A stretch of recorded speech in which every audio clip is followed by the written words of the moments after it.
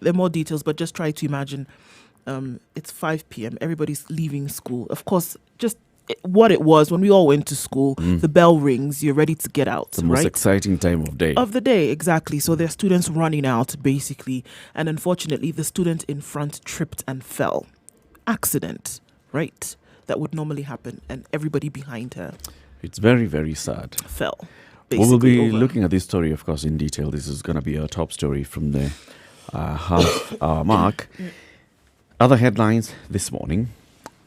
EACC war on graft is not political. The anti-graft agency has denied claims that it is selective in its corruption purge and that it is targeting those rooting for BBI. Speaking yesterday in Kisumu, EACC Commissioner Dabar Maalim said the agency is working ethically and should not be pulled into political debates. We are independent. We are not political. Our aim is to ensure that public funds are not misused. People have alleged that the EACC investigations have been one-sided. According to the Commissioner, the judiciary has increased the number of officers assigned to handle corruption cases. Of course, they had to respond to this because the optics, like we've said before, it appears like if you attend a BBI rally, your file goes a few steps down the pile. Right. That is what is being alleged. If you don't appear, your file is up next. Senator Mutula Kilonzo was alluding to that yesterday. So he's saying now these guys are coming to this BBI rallies wearing white, as if to imply that they are, as white and clean as snow. Heavenly beings, almost. They're angels. This is their angelic selves coming to mingle with the Watus in these rallies and telling you how we support this BBI movement. But it's of course, let's wait and see whether the corruption purge actually just goes and sweeps everybody that it meets on the way. I think it just should ignore the noise.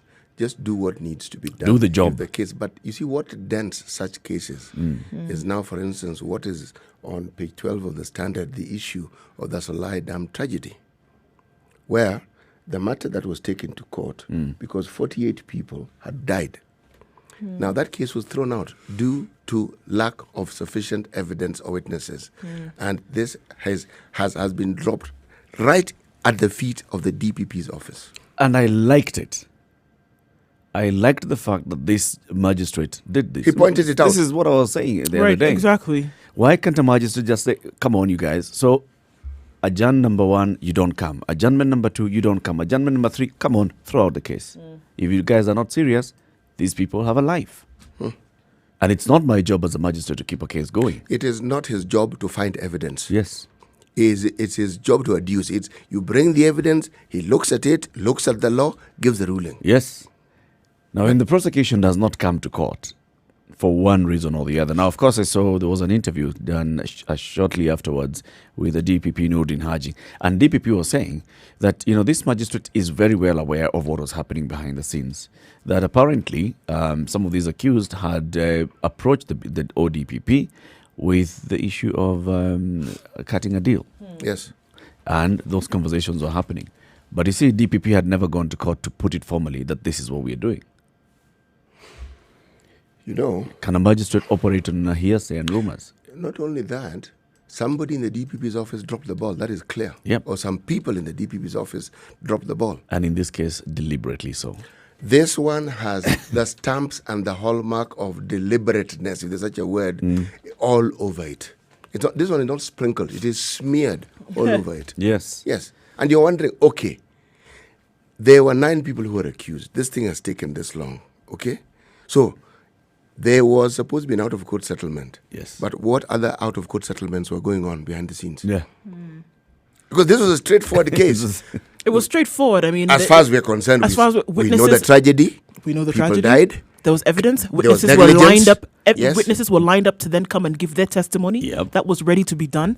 And of course, the speculation is rife as of yesterday. We know the company involved. Yes, we know the company involved. The speculation is that, yes, we know money has changed hands. We know the to get history people. behind this particular issue. Yeah. Matters that had arisen previously about security and safety.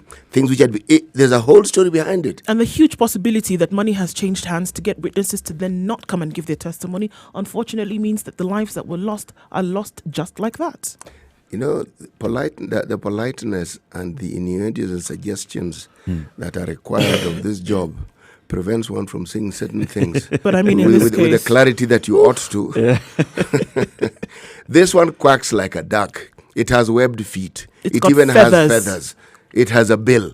and it can fly at night. This one is a duck. Come on, man.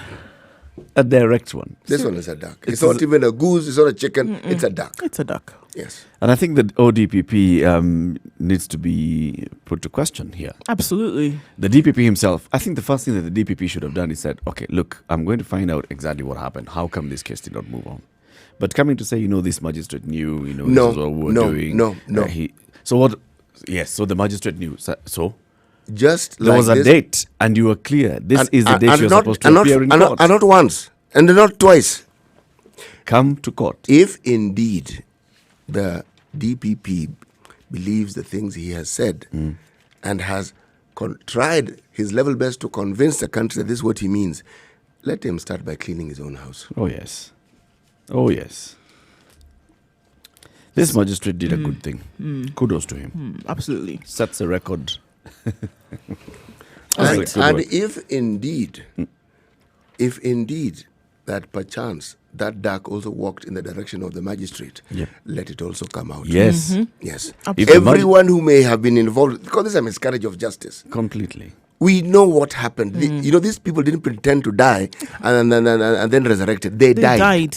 And you can't just kill the case and say, you know what, there's no case here. No. The suffering, people lost properties.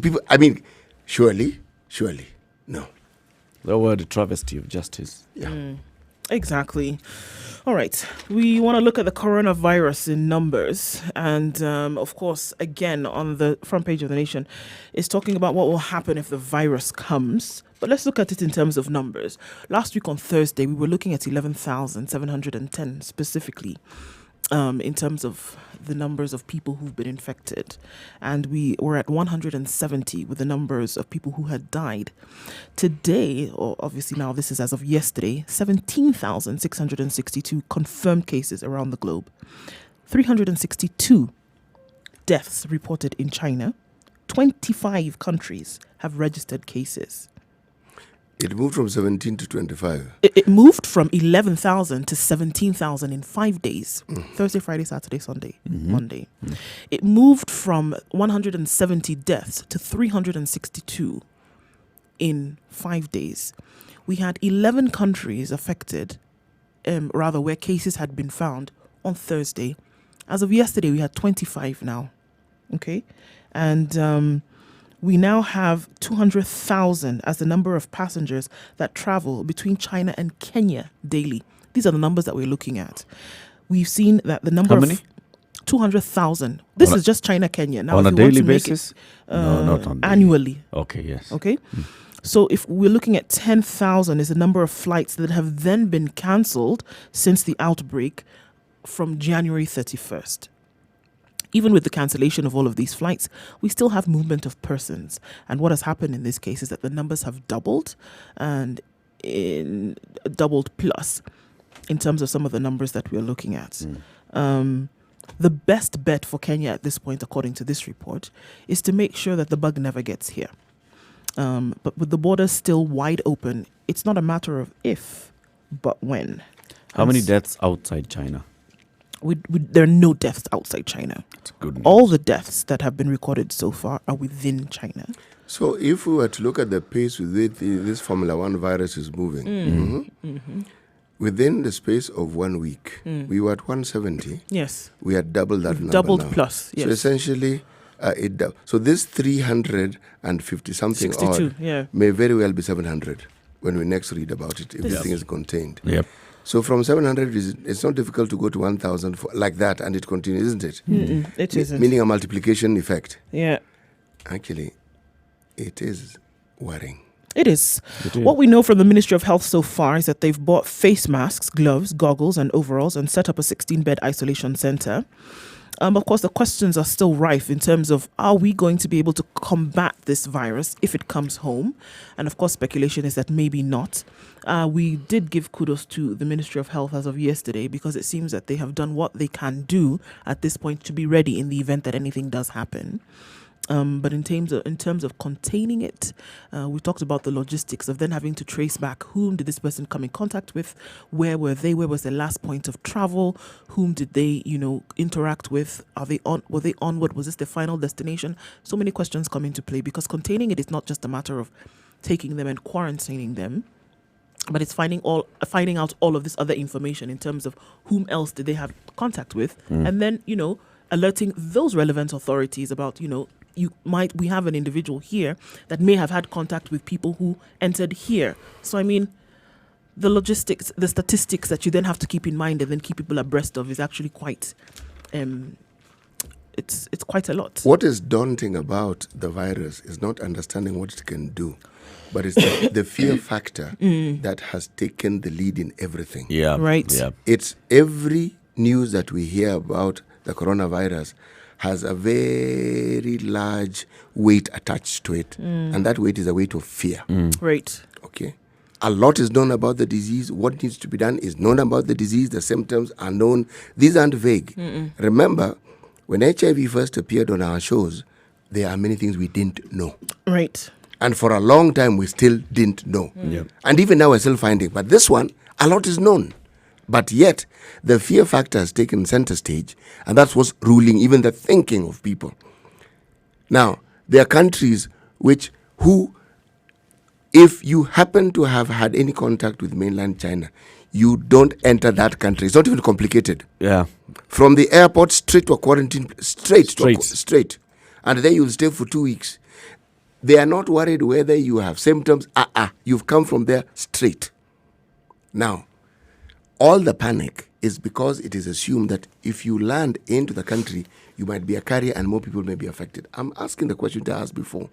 What is it about this virus that we're not being told? There's something else. Well, this fear factor is profound. It's too much, right? I'm getting to a point where I'm refusing to buy into this fear. It's serious. Like, okay, yeah. But what more? It's overwhelming.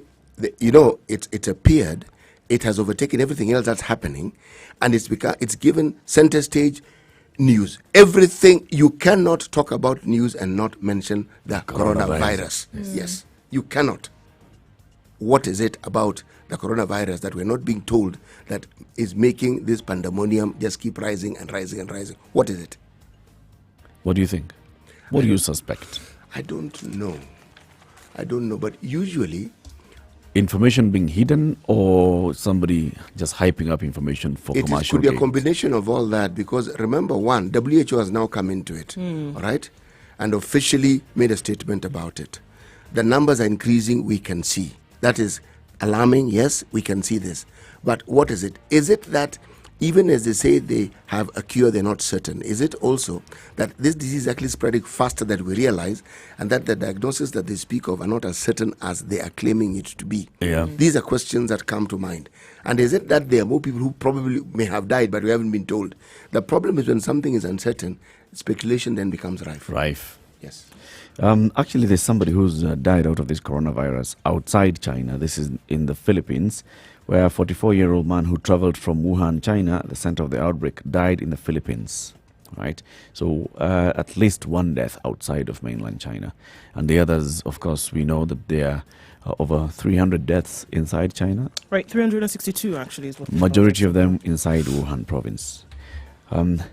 Conversation continues on our social media platforms, Spice FM KE on Facebook, Spice FM KE on Twitter. It's 18 minutes past 6. Let's take a look at what's happening weather-wise.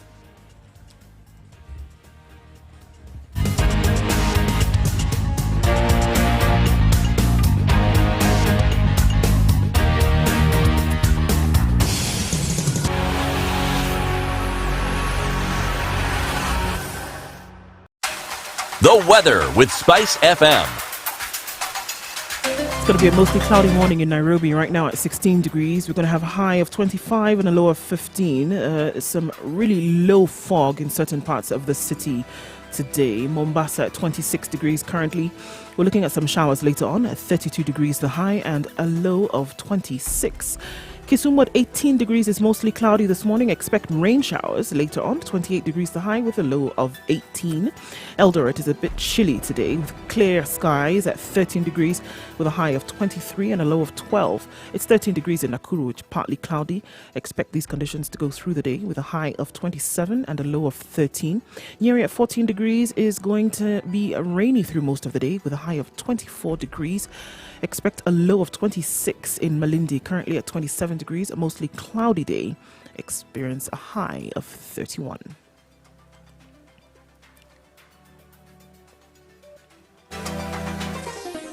Chilled Spice.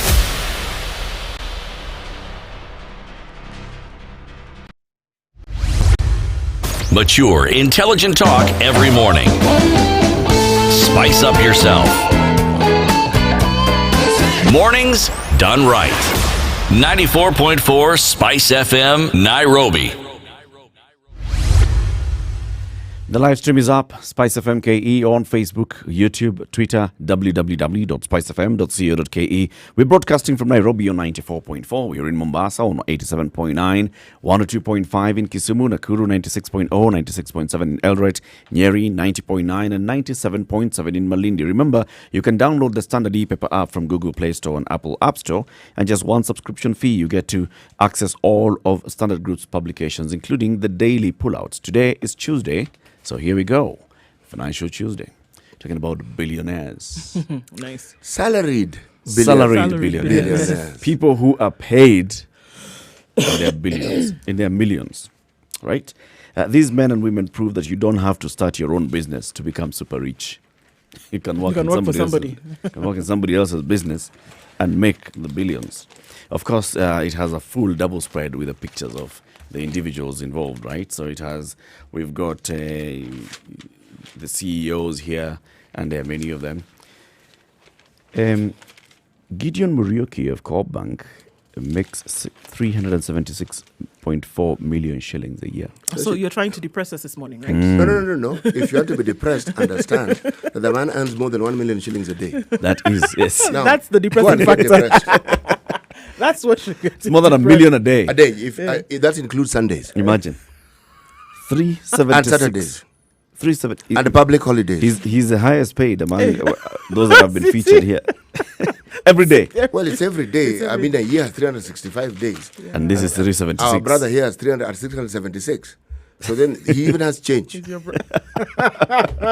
He gets paid $1 million shillings a day. As I can give you loose Saturday, change. Sunday, January 15th. Public holidays. Paid. He gets paid till January 15th, essentially. Yes, exactly. That's why I said there's change. Do the math. 1 million divided by 24. How much per hour? No. She has already accumulated 22 minutes since the show started up to now. The guy has earned your salary. All right?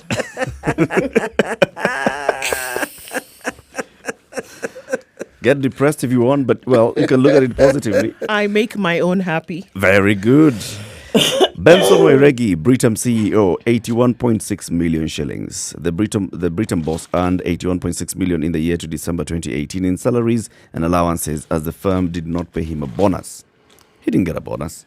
He just got a salary of 81.6 million at the end of the year. Okay. James Moria, Centum CEO, 45 million.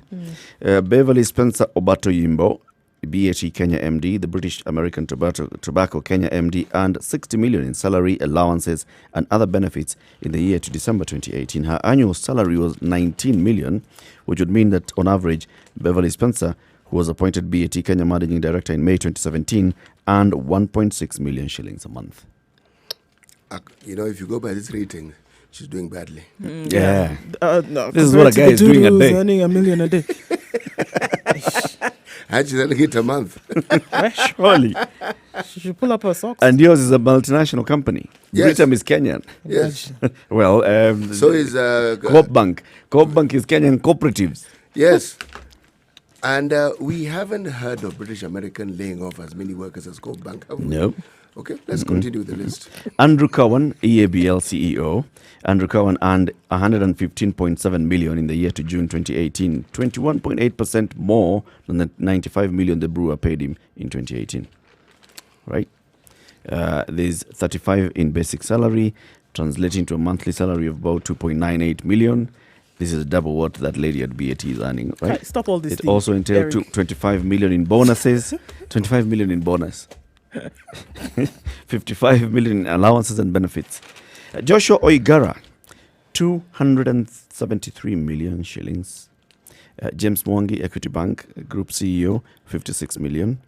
Jeremy Awori, Barclays Bank Kenya CEO, 101 million. Remember, James Mwangi owns 5.6% of the company, of this massive company, and that is after he had sold interests. Yeah. But again, according to this sterling performance that we see here, he's also doing badly. Yeah, 56 million only. Only. Surely. Equity Bank. And yet, These guys are not paying their CEO well. Equity Bank is huge. Money. In fact, Equity Bank, I think, is huger than Coop Bank. Of course it is. Yes. Of course it is. Now, you see, this is where the questions arise. James Mwangi oversees a much larger bank, a much bigger operation with more funds, and this is what he takes home. Muriuki also has shares in Coop Bank. Yes. He's a major shareholder. 1.79% stake at the bank. That is not small. So, again, amidst the situation that we actually have in this country, should we actually be entertaining this? Well, What do you want to do? There should be a cap. I know someone's going to say, market payment forces. Payment cap. I wouldn't even talk about a payment cap if we didn't have a situation where something which is not an anomaly occurs. You are told that it isn't that the bank is hemorrhaging, it's not that they're losing money because they declare profits. Yes. But alongside the declaration of profits, there is redundancy. And then you hear, we've talked about this in this show before, the people who run those banks earning huge amounts of money. Then you're told, well, it's according to the contract. What contract? Yes. It's according to the contract. These contracts He's should be steering alive. this company to profitability. All right? Eric. And the contract Who says... are the people who you bank get us, here? Get us to profitability. The Queen Bee sits not taking away from the authenticity of their job. There's a lot they do in terms of, steering, holding on to the rudder. They may get down and get their hands dirty, but at the end of the day, the worker bees are the ones who make the honey, my friend. True. But when the CEO is getting a bonus, everybody's in the company is getting a bonus. Not necessarily, no, Eric. Eric, it doesn't. I wish it worked like that. In that year, they've declared that people are Eric, I wish you may get a bonus I of 50% of your salary. This guy may get a bonus of 50% of the profit, Eric, but there's a bonus. Eric, the way banks work, the people at the very top earn salaries that are obscene. Okay? Already. Those directors. They all earn some very, very huge salaries. We are pointing at the CEO because they're standard. But all the other fellows, the director level, they earn a colossal amount of money. If you come down now to say chief officers, heads of banks, managers, area chiefs, and so forth, they earn a decent salary. Nothing colossal about it. So you come to the tellers and those fellows earn a paltry amount. The amounts they earn are not commensurate. The CEO's salary alone is 105 million a year. How much is that a month? It's about 6 million a month. No, it's more. It's more. It's about. Let's go with 8, shall we? Yeah, let's go with 8. It's almost 9. It's almost 9 because 9 is 106. 9 is 108. 108. So yeah, probably a little over 9 million shillings per month. Yeah. It's 8.7, right? So it's about 9 a month. And then 271 million is in bonuses. You want to call it what you like, it's what he earns, isn't it? Now, all we're saying is that if you look at the cases of theft and misdemeanor that is reported within the banks, forget the ones which are not reported, because basically it isn't in the interest of banks to report these things. And it's theft not by people who bank there, but by people who work there. So you have to ask, is it that this culture of theft that we see at the national level, have we devolved it into the private sector? Into the private sector. The private sector. City. Yes, we have. But why is it? You eat from where you work. That's a saying in Kenya. But why is it rampant? In banks? And I'm asking the question, why do they keep letting go of all these people? Forget this nonsense of technology that they keep throwing at us. I cannot talk to a machine. I have to talk to a person to do most of my transaction. Yeah. The talking you do to a machine it's called an ATM. Okay, there are things an ATM cannot do. And you cannot tell me that the proliferation of ATMs means that you have to reduce the number of people you have to employ. If you have a social component where you want to take people to school, you want to give them wings to fly, surely should you not start with the people who actually work with you and help you earn this money? Why do you want to go outside and take other people's children to school when you're denying the people who work with you the very opportunity to take their children to school by sacking them? What sort of logic is that? Business logic. That is the biggest HYZ I've ever heard in my life. I love it today. City every day. Every day is a new phrase.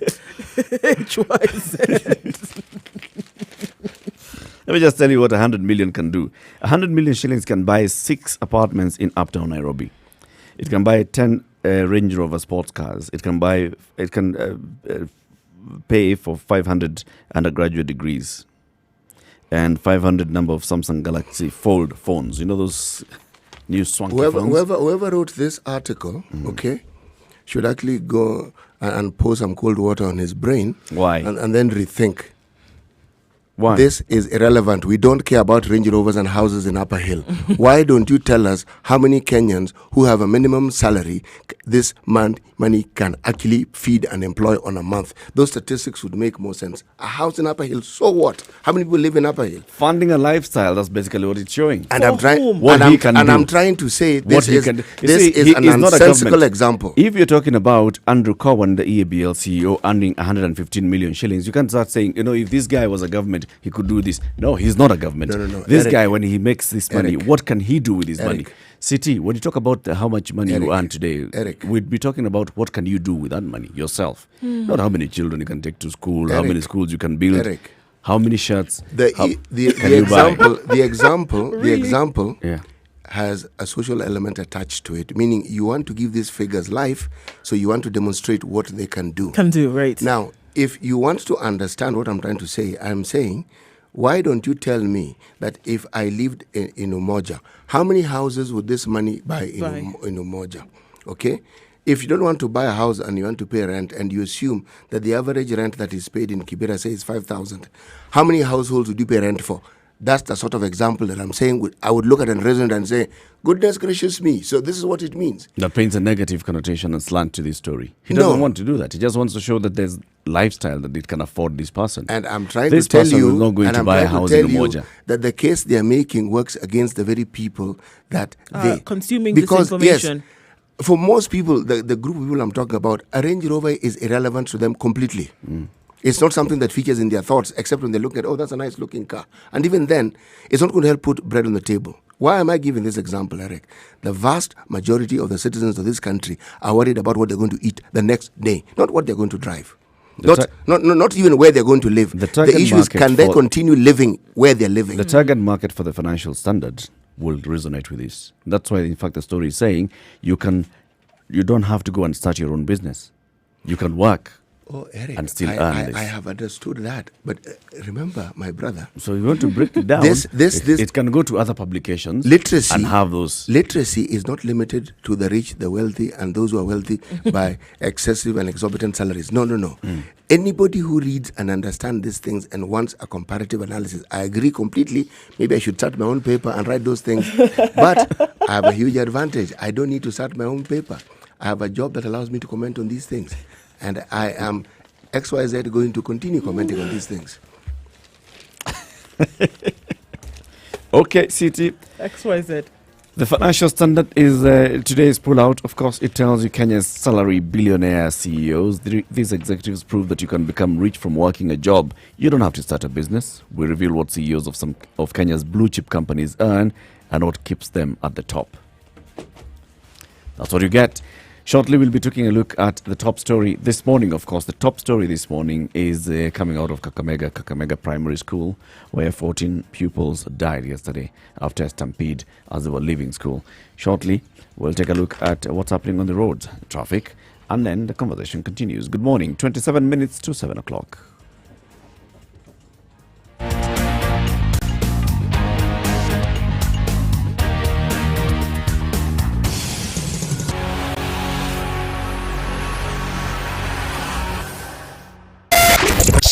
FM, Malindi.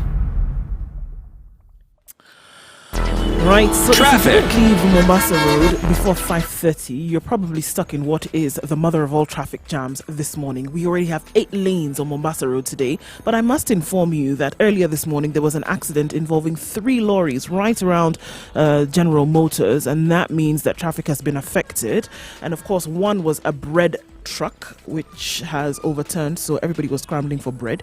Now, that affects traffic this morning definitely. As if it was not as bad, we now have that accident that has compounded things. So please approach with caution, and it's going to take all levels of patience today on Mombasa Road. Langata Road, also we have some traffic already starting as far back as the Bomas of Kenya. Kiambu Road is quite good though, nothing worse, but we want to look at traffic hour in about 30 minutes, where this means it'll slow down considerably. All right, looking at other parts of the city, nothing major to report right now. We'll let you know, but if you're out now, you're going to get there on time. Spice FM KE is how you can reach us on Twitter. Let us know what you see, and we'll try and give you enough information to make your traffic travails bearable. 96.1 Spice FM, Kisi. Mature, intelligent talk every morning. Spice up yourself.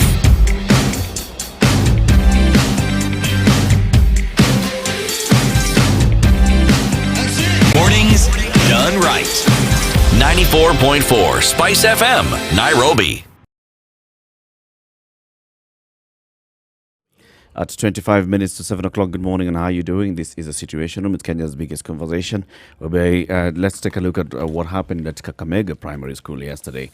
So 14 pupils were killed, right? 39 injured in a staircase stampede at Kakamega Primary, raising questions about learners' safety. Now, this is one of those stories that is quite bizarre because you do not understand exactly what happened. Right. So in this case, I mean, like what we looked at earlier, of course, it immediately off the backdrop of what happened previously in schools, you want to talk about overcrowding and such. But from what we understand and from what one of the pupils who survived said, is that the girl who was at the front of this whole crowd when they were running out of the building, you can imagine the bells ring, everybody wants to scramble and get out. So she was in front and she tripped and fell, now making everybody else behind her then fall over. So you can imagine the throngs of people who are coming now afterwards. These are children. They're not really sure of what's happening in front of them. Then basically they all fell over, literally is what we have. And then we have some people falling downstairs. And unfortunately, we had quite a number of injuries and, yes, quite a number of deaths. Of course, now issues of overcrowding are being talked about. But really, at this case, it was an accident in a narrow staircase and was made worse when other pupils responded to the screams of their colleagues pushing and shoving each other and in the process falling over each other. I quote this: "I was going downstairs after classes when I heard some boys behind me playfully push each other. It is something they often do. In no time, however, a commotion ensued and some of those who were on the staircase fell off. I lost my footing when pushed and other students fell on top of me." So, sad. Yeah, this was the account. These are things that we were saying earlier. Remember the days when you were in school? 5 p.m., the bell rings and it's about time to go home.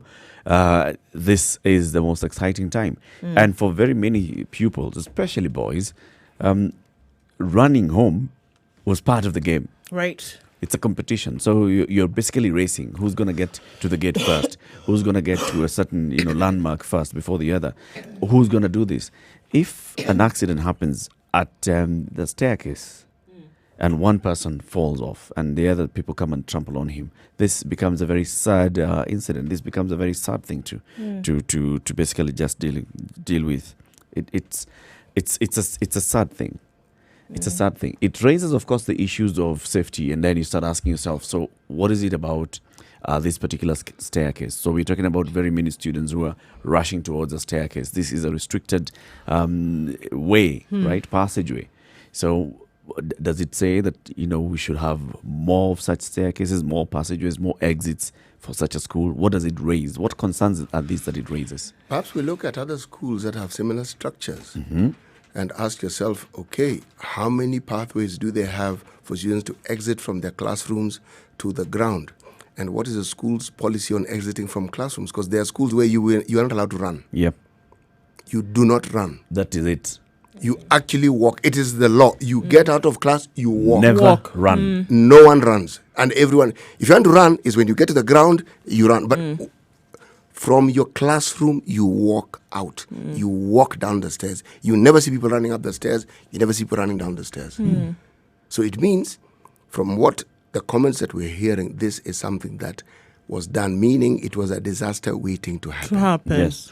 Unfortunately, of course, because what is being used to describe this staircase is that it was narrow anyway. And from what these, one of the pupils' account is that this is the way in which they left the building is a manner in which they often do. Yep. So yes, like you said, a disaster waiting to happen.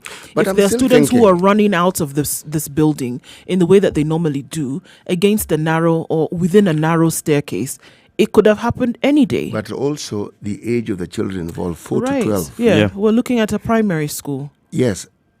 The likelihood of children who are of the lower age being injured in larger numbers is greater. Is greater, yes. Unfortunately. Yeah, because at this point, in terms of their strength in being able to get away out of under anyone is quite low, Well, their capacity for receiving and sustaining injury is even higher. But why are those children of the ages of 4 learning in a storied building? Why aren't they on the ground floor? Yeah, because you usually have the lower level. They're always on the ground floor. You don't have children of that age upstairs. The older children are the ones who are taken upstairs. To that. Yes. Yeah, exactly. I think there's a lot in terms of investigation as to really what happened that's still going on. The unfortunate thing is that as these questions are being asked, there are quite a number of parents who are, we have some children in ICU. We have still, again, 39 students who are 39 students who are in hospital and 14 dead, unfortunately. Yeah. Let's also come in with some breaking news now that former President Daniel Arap Moi has passed away. That's the news that's coming out this morning, that the former President Daniel Arap Moi has passed away. This announcement was made this morning by President Uhuru Kenyatta, who says the retired president has passed on. President Uhuru Kenyatta has issued a proclamation for the announcement, these state officials said, adding that a statement will be issued shortly. So President Uhuru Kenyatta has issued a state proclamation for the announcement of the death of retired President Daniel Arap Moi. He's passed on this morning. The announcement has just been made this morning. Of course, the statement says that a full statement will come out later from State House this morning. This is some other sad news as well. Yeah, this is one. It's developing in terms of the details, and we'll get in a short while, I'm sure. But this is... Yeah, it's sad. Of course, there's been a lot that has been said recently about his health and how he had been faring on. But I think now, obviously, things have come to a head. He's been, of course, in health for a while. This is something that he's been in and out of hospital for the past couple of months. Actually, in and out of Nairobi hospital over several issues. But now here we are. It's been announced that he's left us. It's always sad because when someone who has led a country for as long as President Moi did, 24 years as president, it's not just the passing away of the individual. Yes. It's like the passing on of an era. Yeah, it's the end of an era. For sure, because Kenya for a very long time was synonymous with this man, and the ins and outs of this country then would be able to pass through his words and his thoughts and his leadership for this country. So many things will be said in the days to come. What is certain is that there is a lot that is happening in this country now, and the positive aspects of it can be attributed to the time when President Moi was actually in power. The so-called space that we keep speaking of and we take for granted, where myself and my cousins can actually protest and picket the leading up to this constitution. Many Kenyans do not know that the person who actually began this process of this new constitution was this president who has actually passed away. Yes. And we know what the coming on of this new constitution has brought to this country, the changes that it has made possible. we talk about multipartism, and we talk about the fathers of multipartism. In the absence of this president, against the backdrop of other presidents of this continent clinging on to power and probably clinging on to that power to their death, he's one of those few presidents in this continent at that time who actually allowed multipartism. Yep. Yes. So there are many things that will be said in the days to come, but whatever we say, what cannot be in doubt, but it is the passing of a very great man. He is actually a very great. I'm still not saying was. I'm saying he is a very great man. Died at the age of 95. Those years that he faced, the 24 years of his rule, right? They were basically up and down. There are very many ups and downs. But the fact that he stood up and said, "Look, there's a clamor for multipartism. All right, let's go with multipartism. There's a clamor for, more liberalism and openness. Let's have it. Let's have it as a people. There's a clamor for a new constitution. Let's do it. Let's do this new constitution story." And then at some point he even said, "You guys have been accusing KANU of delaying this, but I've given it to Parliament. Parliament is taking forever to move it." So, and on the other hand, in fact, remember when he coined the phrase Wanjiku, he said, "Look, Wanjiku has elected a representative. This representative goes to Parliament to think on behalf of Wanjiku and come up with ideas. Now you're saying that Wanjiku should now be asked again about this constitution." And Wanjiku has already made her choice. Wanjiku has already made her choice. This is the route I want to take. I've given you the job. Go and do the job. If you look at what happened during the tenure of President Moi's presidency, Yeah. and against a backdrop of what African leaders were doing at the time, you will find that this was a man who was way ahead of his time. We talk about the proliferation of education in this country, but it only makes sense when you look at the remittances that arose from people leaving this country to go and work outside. That was only possible because he is the person who opened up the education space to levels that nobody had even anticipated. He literally opened that education space. People got educated, and with education, they actually literally got the wings to fly because they actually did leave the country and go elsewhere.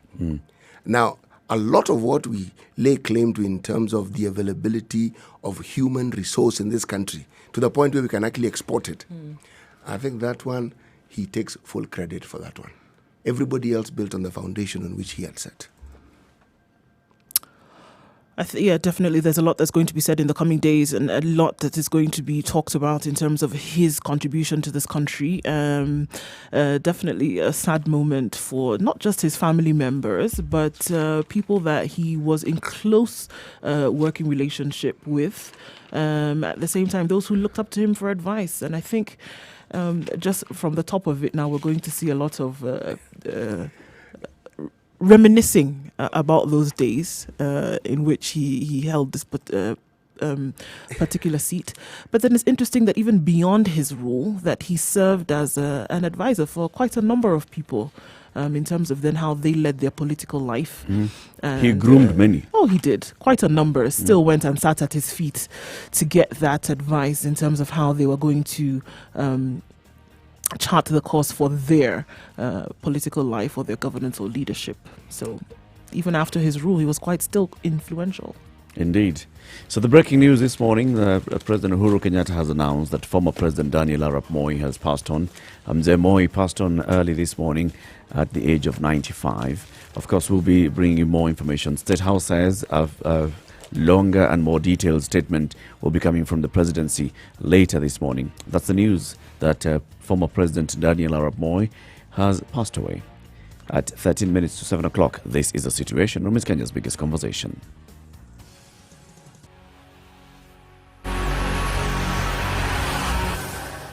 Sugar and spice and everything nice. Everything nice. Spice FM. Spice up your life. Spice FM. Spice up your life. Mature, intelligent talk every morning. Spice up yourself.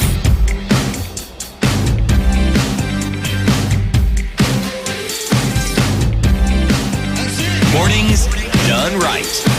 94.4 Spice FM, Nairobi. So President Uhuru Kenyatta has declared the announcement of the passing on of the second President of the Republic of Kenya, Daniel Toroitich Arap Moi. President Uhuru Kenyatta, State House says that the President will issue a more detailed statement in due course. But that's all we know so far, that the President has said the former President has passed on. Now, of course, we know that the former president was admitted to hospital for a number of months at Nairobi Hospital. He'd been there in and out, going back in for a long time. And, well, it's a sad it's a sad realization that, now the former head of state has died. But then let's look at Moi the man again, the CT, as you were saying. This is a man who was not even new to politics even by the time we were getting our independence. He had served already as a There's legislator. only one person who compared with him, that was Jeremiah Nyaga. People who at the dawn of independence were in parliament throughout.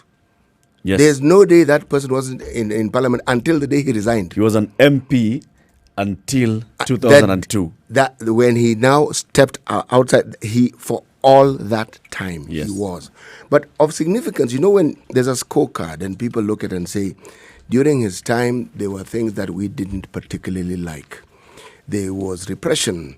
There was this. Yes, but when you look at the balance, if you balance it and you give it the long picture, this is the beauty of a president living within his country long after he's become president. Yeah. Because you then have time to compare the people who come after him. You then get to compare the other presidents in that region, Yes. in that continent. That scorecard on a scale of, we are used to a scale of 1 to 10. Let's to give it 20 today for purpose of conversation. Moi would come at around 17, 18. One can never be 20 because he's a human being. And as human beings are, we do have our issues here, as we say in Kenya, here and there, isn't it? Yeah. But Hapa na pale, it is a good scorecard. 17 out of 20. I would give him 17 out of 20 for this very reason. If someone makes a mistake and then takes steps to remedy it, then the mistake cannot stay as a permanent blot. You have to remove that mistake because efforts have been made to rectify whatever went wrong. And there are many, the decision for multipartyism to allow multiplicity in politics in this country, massive step in rectifying the ills that took place.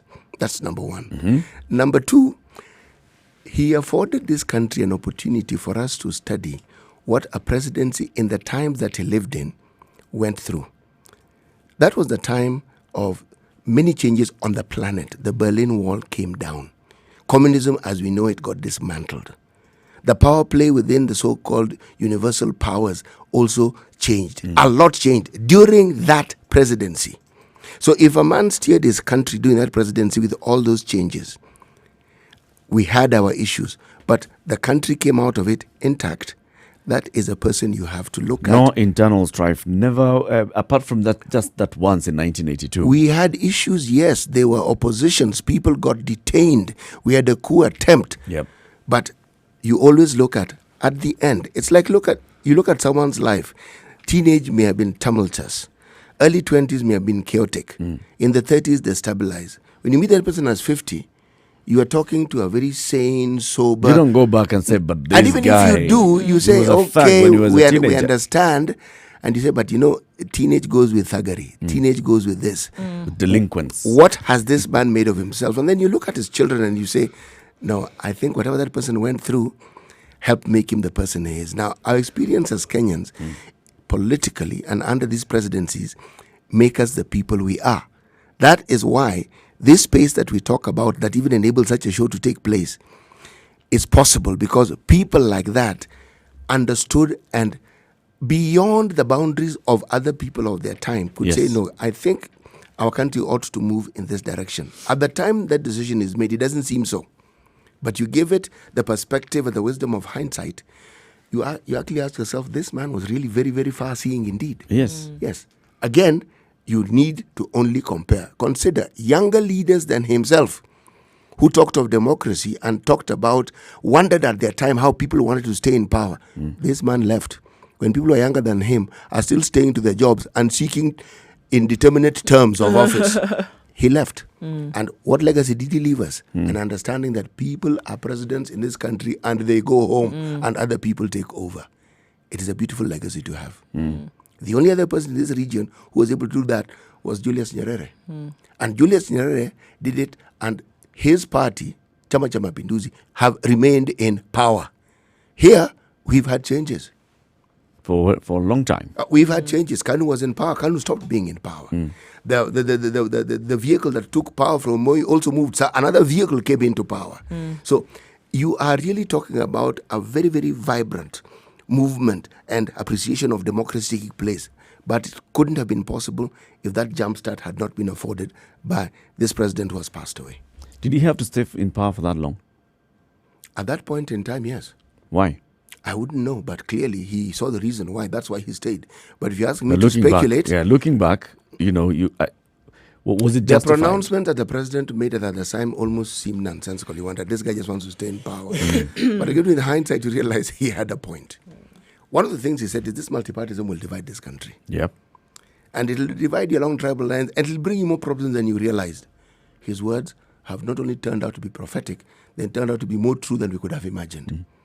And he also said, I remember not only him speaking, but even him singing. And he was saying, nobody knows the troubles I see. Nobody knows my sorrows. Yeah. And he was saying, do you really imagine that these people who supposedly give us money understand our troubles? They don't. They don't. Stop looking to these people for solutions. Let's look inward. We will find our own solutions.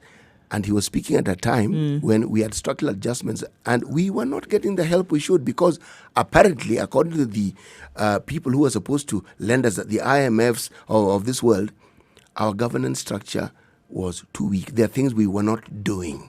There are things we were not. And he was saying, but some of these things don't work for us as Africans. What do you want us to do? May not necessarily work. Now, if you look at the threat that democracy has worldwide, with this debate that we have, which we'll be talking about the impeachment of the president, that's not the debate that is taking center stage in the U.S. It's democracy that is taking center stage. The question which is being asked, this Western-style democracy, is it working? And the answer to in many people's lips is, this thing is not working. It's not. It's reached its sell-by date. That's true. But I think at that time is at that time is when we began to see and we began to hear the phrase that we use now in terms of African solutions for African problems. Yeah. And I think it was definitely around Moi's time, of course, with his counterparts and other visionaries at that point, is when you started to really hear that we need to look inward and have these solutions for ourselves, and that was not hidden in any way, shape, or form. Many could have argued that it was a novel idea that came from him, or it was the pressure in terms of the belts really tightening that they said, look, this is enough, and we've got to be able to now steer ourselves towards looking for these answers from within. So I think what we have now is as a result of a lot of sacrifice that was made. I mean, look, there were very, very many things. I mean, the question does come up. Then did these things that we see now, did it really require 24 years as president to achieve? Of course, that question comes up. Ask yourself a question. We have a presidency that is in 7th year. Against a backdrop of many other things having happened in this country, bridges having been built, or the bridge building notwithstanding. Yet they are having serious problems managing this economy. Serious problems. And yet they started off at an advantage. They took over from a government that had been stable, had money, projects were lined up, and here we have a situation where with every movement, they seem to have to scratch their heads and wonder what, and the conflicting news. But the one thing they all coalesce around is we don't have money. The last time we heard that story, it's been a very expensive one as well. Also, this government has took over a new constitution, implementation of a new constitution. They most certainly did.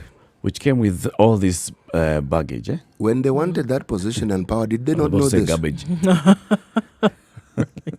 No, that Freudian slip is appropriate. It's okay. Of course they did. They did know it, and it's not necessarily that the government is to take the flak solely for this. It's also looking at just the same way we're looking at Moi and his tenure and what he was going through. The same thing could be said about President Moi was given a lot of flack during the time of his presidency. Every presidency receives flack. Let this one own their own. We will give them flack. They'll get it. Or they are going to guarantee that job goes with flack. Yep. The privilege that the citizenry pay for. Everything we pay for, we hold you accountable. And you see the levels of accountability we owe to President Moi. If he hadn't ushered this in, all these things that we're now doing would have taken much longer, even if we had changed the presidency, and we wouldn't be able to even have this conversation that we're having right now. Indeed. The breaking news this morning is that Kenya's second president, Daniel Toroitich Arap Moi, has passed on. This has been announced by President Uhuru Kenyatta, who has issued a presidential proclamation announcing the passing on of retired President Daniel Arap Moi.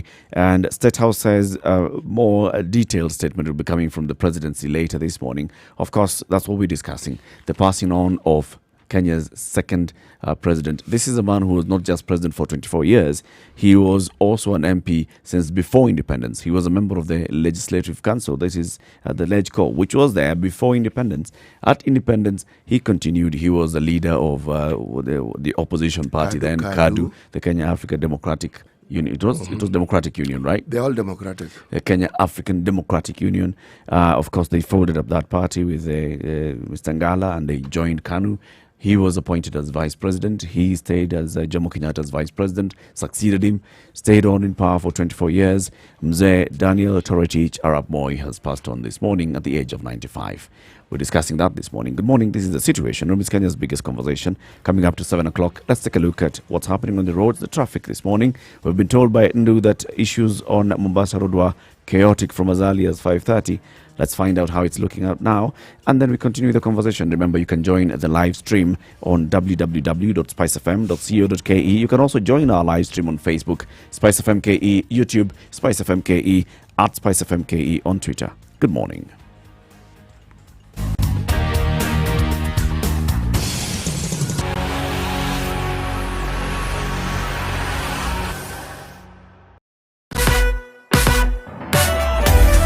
Sugar and spice and everything nice. Spice FM. Spice up your life. Right, so things are looking a little bit worse on Mombasa Road right Traffic. now. It looks like a car bazaar, because nothing is moving all the way from the Way Bridge today, even further than what we would normally see, is quite some traffic. Of course, understanding that this is affected by the accident that took place a little further down the road earlier. And so now traffic outbound is also affected as far as the Gateway Mall. In and outbound on Mombasa Road, it is quite a mess this morning. Langata Road, traffic now at least has moved a little bit further up, but it's still as far back as KWS.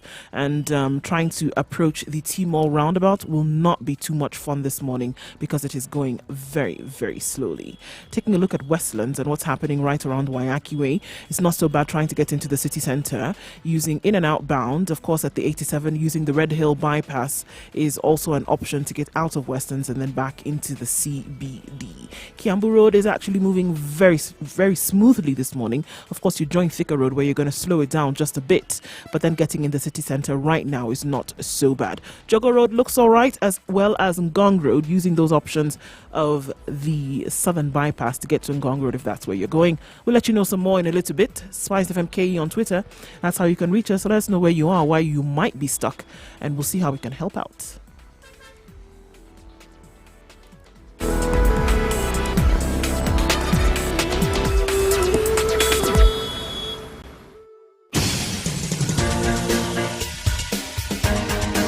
This is The Situation Room, the home of hard-hitting political commentary and penetrating insights about the state of the nation. This is a talk radio experience like no other. The Situation Room, a place for hard truths, debates, and elevated conversations. The Situation Room, witty, political, engaging, deep, controversial. In the room, we have C.T. Muga, researcher, academic, seasoned political observer, a fountain of wisdom in these politically uncertain times. Ndu Oko, Nigerian by birth, Kenyan by choice, communications expert, Pan-Africanist, a truth seeker and believer in people power, and Eric Latin, agent provocateur, the man in the chair, seasoned journalist, news hound, a man who believes in punching up, not down.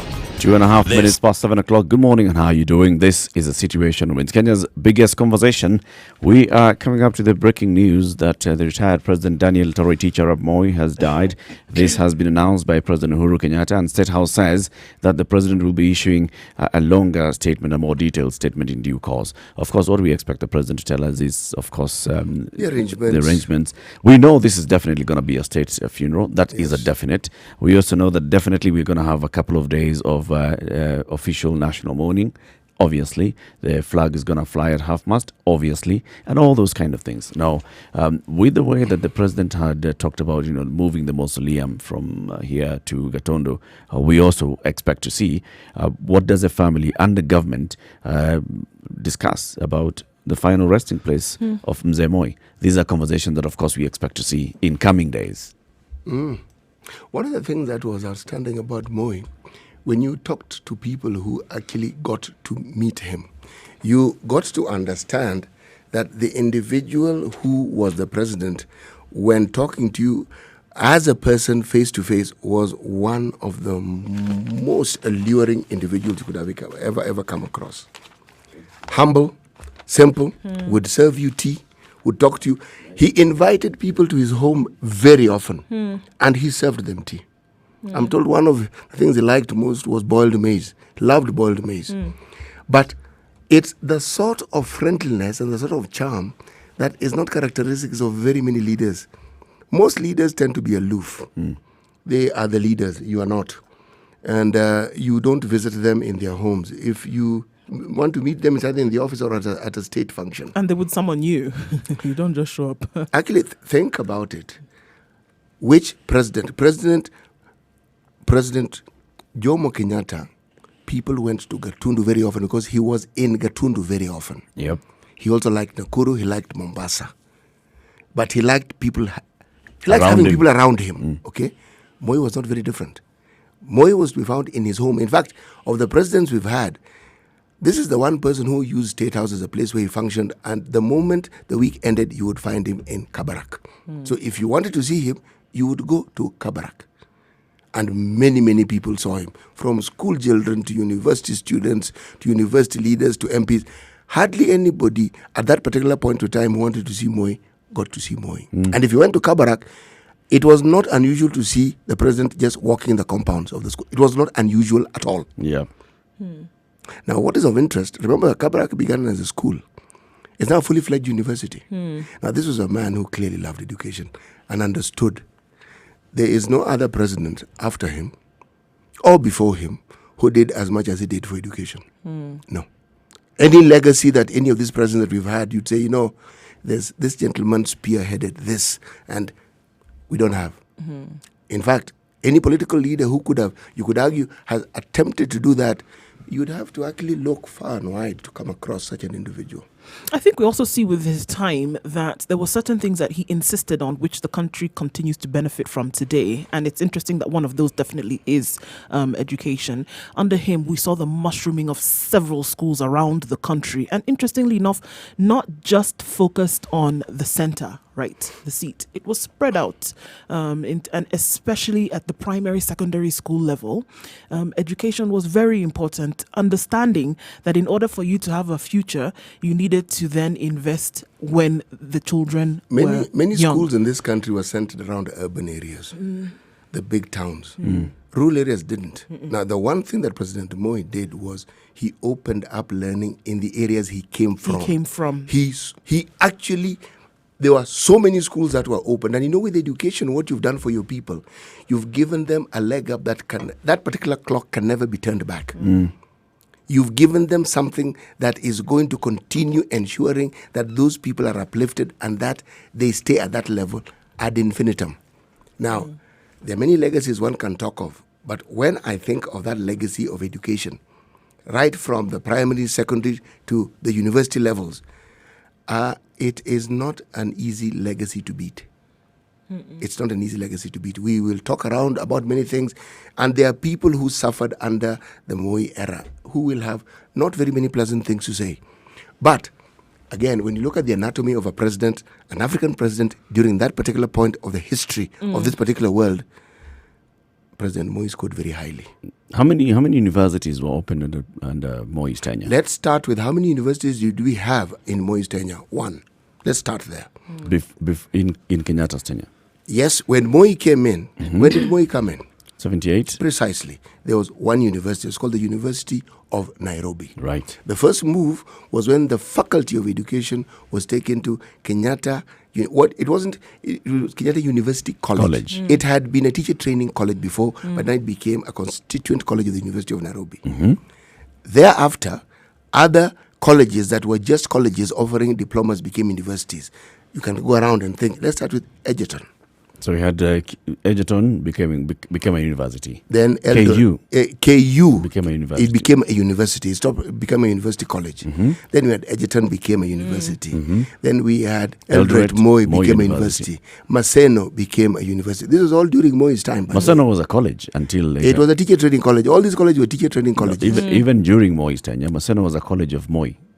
It was, but it became a university during Moi's time. Those 24 years. Remember, the process of becoming a university begins with you being given a charter. At that point is when you It got its charter afterwards. CT. Yes. After he left power, Yes, is what you're saying? yes. Yes, he did. But I'm trying to say that for you to get a charter, this is what I was actually saying. When you get a charter is when you're a university. Okay. But you have to meet certain demands. You have to meet certain. Yes, and to the point where you are even able to teach certain courses that could lead to a degree before you actually even get your charter. You can't get a charter if you haven't proven that you can actually teach to the level where you can actually offer degrees. It's not as though you're given a charter, then you offer. No. That is just the confirmation. Remember, if you're a constituent college of a university, you do issue degrees, but on behalf of that other Yes. institution. So you can issue. Now, the charter just confirms that now you can issue your own. On your own. That's really what I'm saying. But it began in his time. That is why when the charter was given, that process had begun. Now, beyond that, I think he began, we started off with the Kabarak University. Others started, meaning that the process had begun. And then we had a proliferation of private universities. Yes. One of the ones that came up even during that time that many people don't talk about was what became was it Inooro University, the one? KCA University. Yes. It was a college. It was a college. Right? Many of them were colleges. But Daystar came up during Moi's tenure. Daystar was also a college for the oldest time and known for a Christian college. Then became a center where communication was taught. Right. It was known that if you wanted to, yes. If you And want then to there's enter into Baraton as journalism, well. yes. There was Baraton as well. And Baraton came up because it was actually an SDA. It was a church university, primarily an SDA. Then there's Limuru. There is the Anglican Church began the St. Paul's University. Many church organizations began universities then. The Methodists had their own.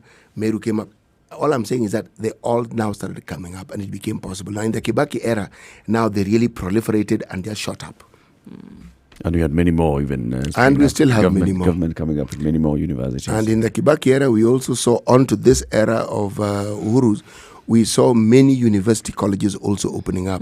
You find this university in this part of the world, meaning they brought university mashinani. Yes.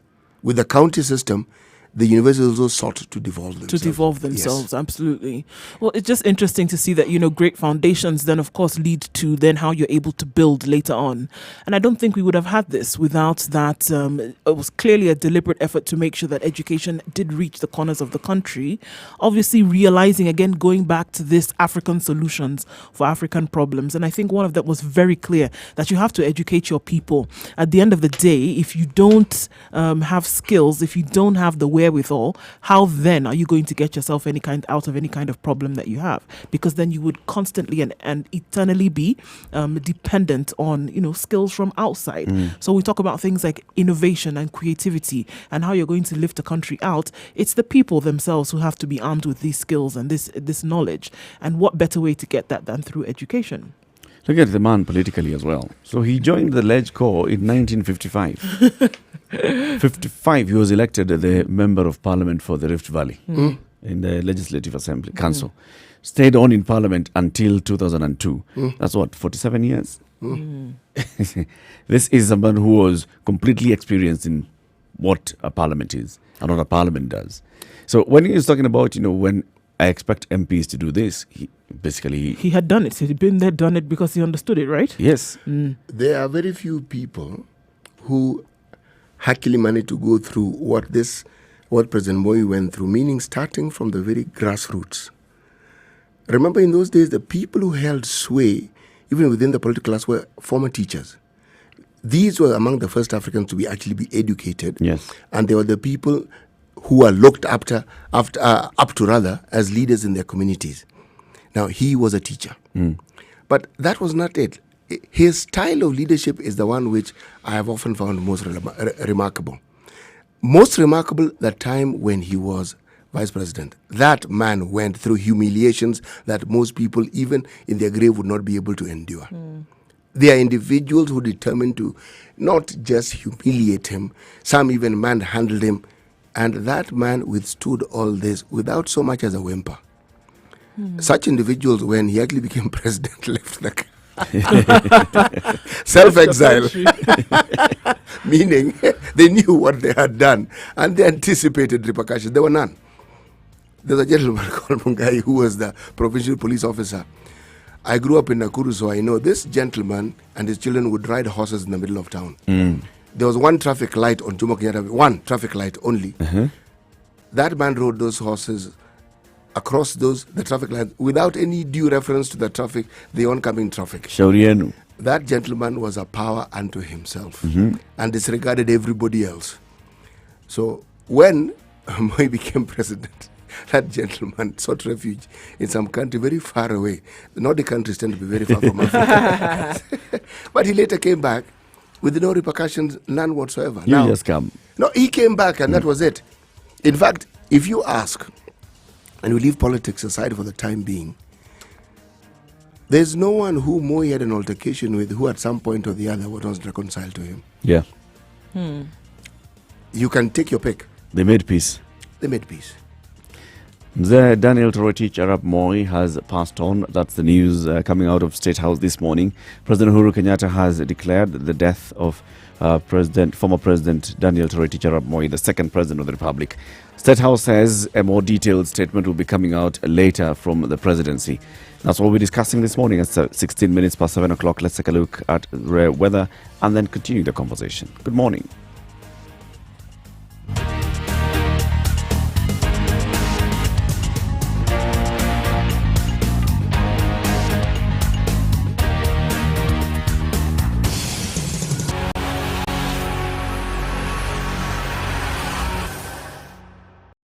Sugar and spice and everything nice, everything nice. So it's overcast in Nairobi at 17 degrees this morning. We are probably going to expect some showers in different parts of the city with a high of 25 through the day today. Mombasa right now at 26 degrees, partly cloudy conditions. Expect showers with a high of 32.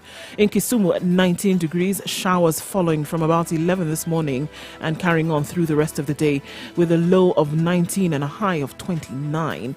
In Eldoret at 13 degrees, it's a partly cloudy day with highs of highs of 23.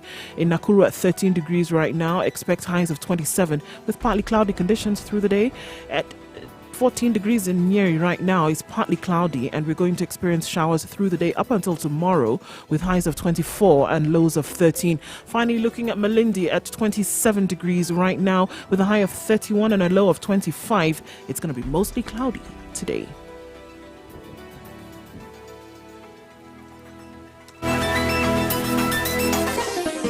Chilled Spice.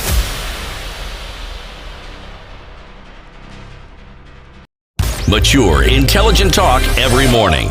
Spice up yourself.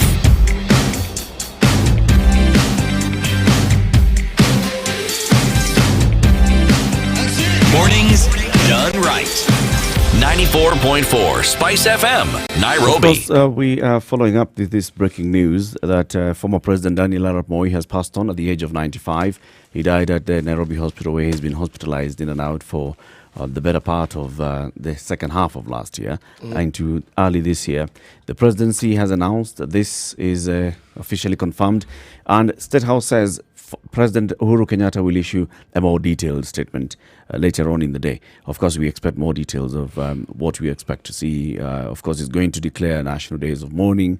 He is going to declare a flag to fly at half-mast and all these things. And, of course, the preparations and the plans and what the state is going to do. It's going to be a state funeral for obvious reasons. I'm going to open up the phone lines, 0719-012-600. That's 0719-012-600. Looking back at the life and times of former President Daniel Arap Moi. His presidency, 24 years. His vice presidency for so many years. His life in Parliament from the days of the LegCo in 1955 to independence, to beyond independence, to being a president and member of Parliament until 2002 when he handed over the reins of power to Mwai Kibaki.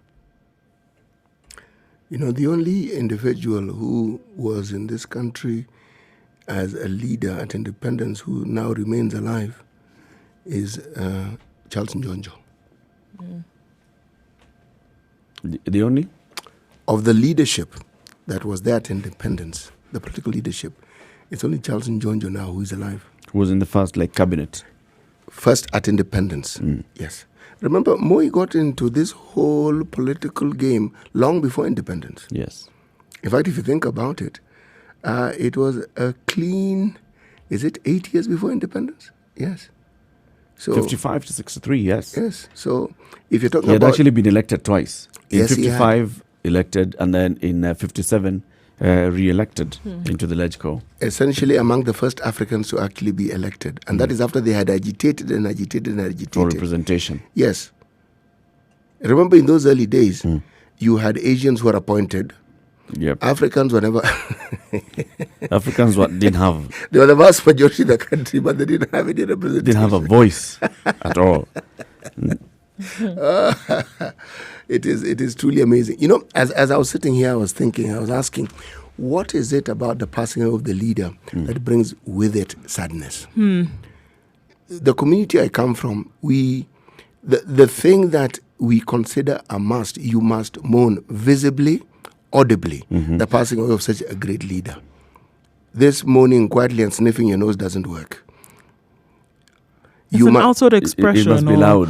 Outward expression of an inward expectation. Right? People expect that you would be sad. But then in this case, I mean, think about it. The loss of what you knew. We have individuals in this country right now who only knew nothing but the Moi leadership. Right? That's what even molded their thinking. That's the thing that, everything about their life was because of this Moi leadership. And we have a majority of Watoto Wanyayo. We have a huge percentage of the Kenyan population who, exactly, Watoto Wanyayo. That's what they grew up knowing. That's what they grew up understanding. The way in which the government was. You can imagine today what they see in terms of how the government has changed and how the leadership in this country has changed is a far cry. However, it started at that time. They're seeing the fruits of what was actually sown or what was actually planted ask yourself, then. What was the impact of this individual in the lives of the ordinary Mwananchi? Because in 1978, Jomo Kenyatta died. President Jomo Kenyatta died. Now, on that particular day, it looked as though the sun sort of went to hide. And it became dull. In fact, it was a gloomy day. It was an extremely gloomy day, and people more or less were at half-mast in terms of their activities and everything. Did the weather change? It changed. At least for me, it did. It actually just got darker and overcast. The weather changed. I was 20 years old at that point in time. The weather changed. I couldn't imagine. It looked like... In fact, I was working then after my Form 6. I went home. Couldn't stand the rest of the day, no? Yes. Now, I've been thinking about this for the longest time. What is it? I never met the president. You've never interacted directly with the president? Ever. I saw him on TV. I listened to him on radio. That was it. But there is a certain impact that certain leaders have on the individual lives of the citizenry.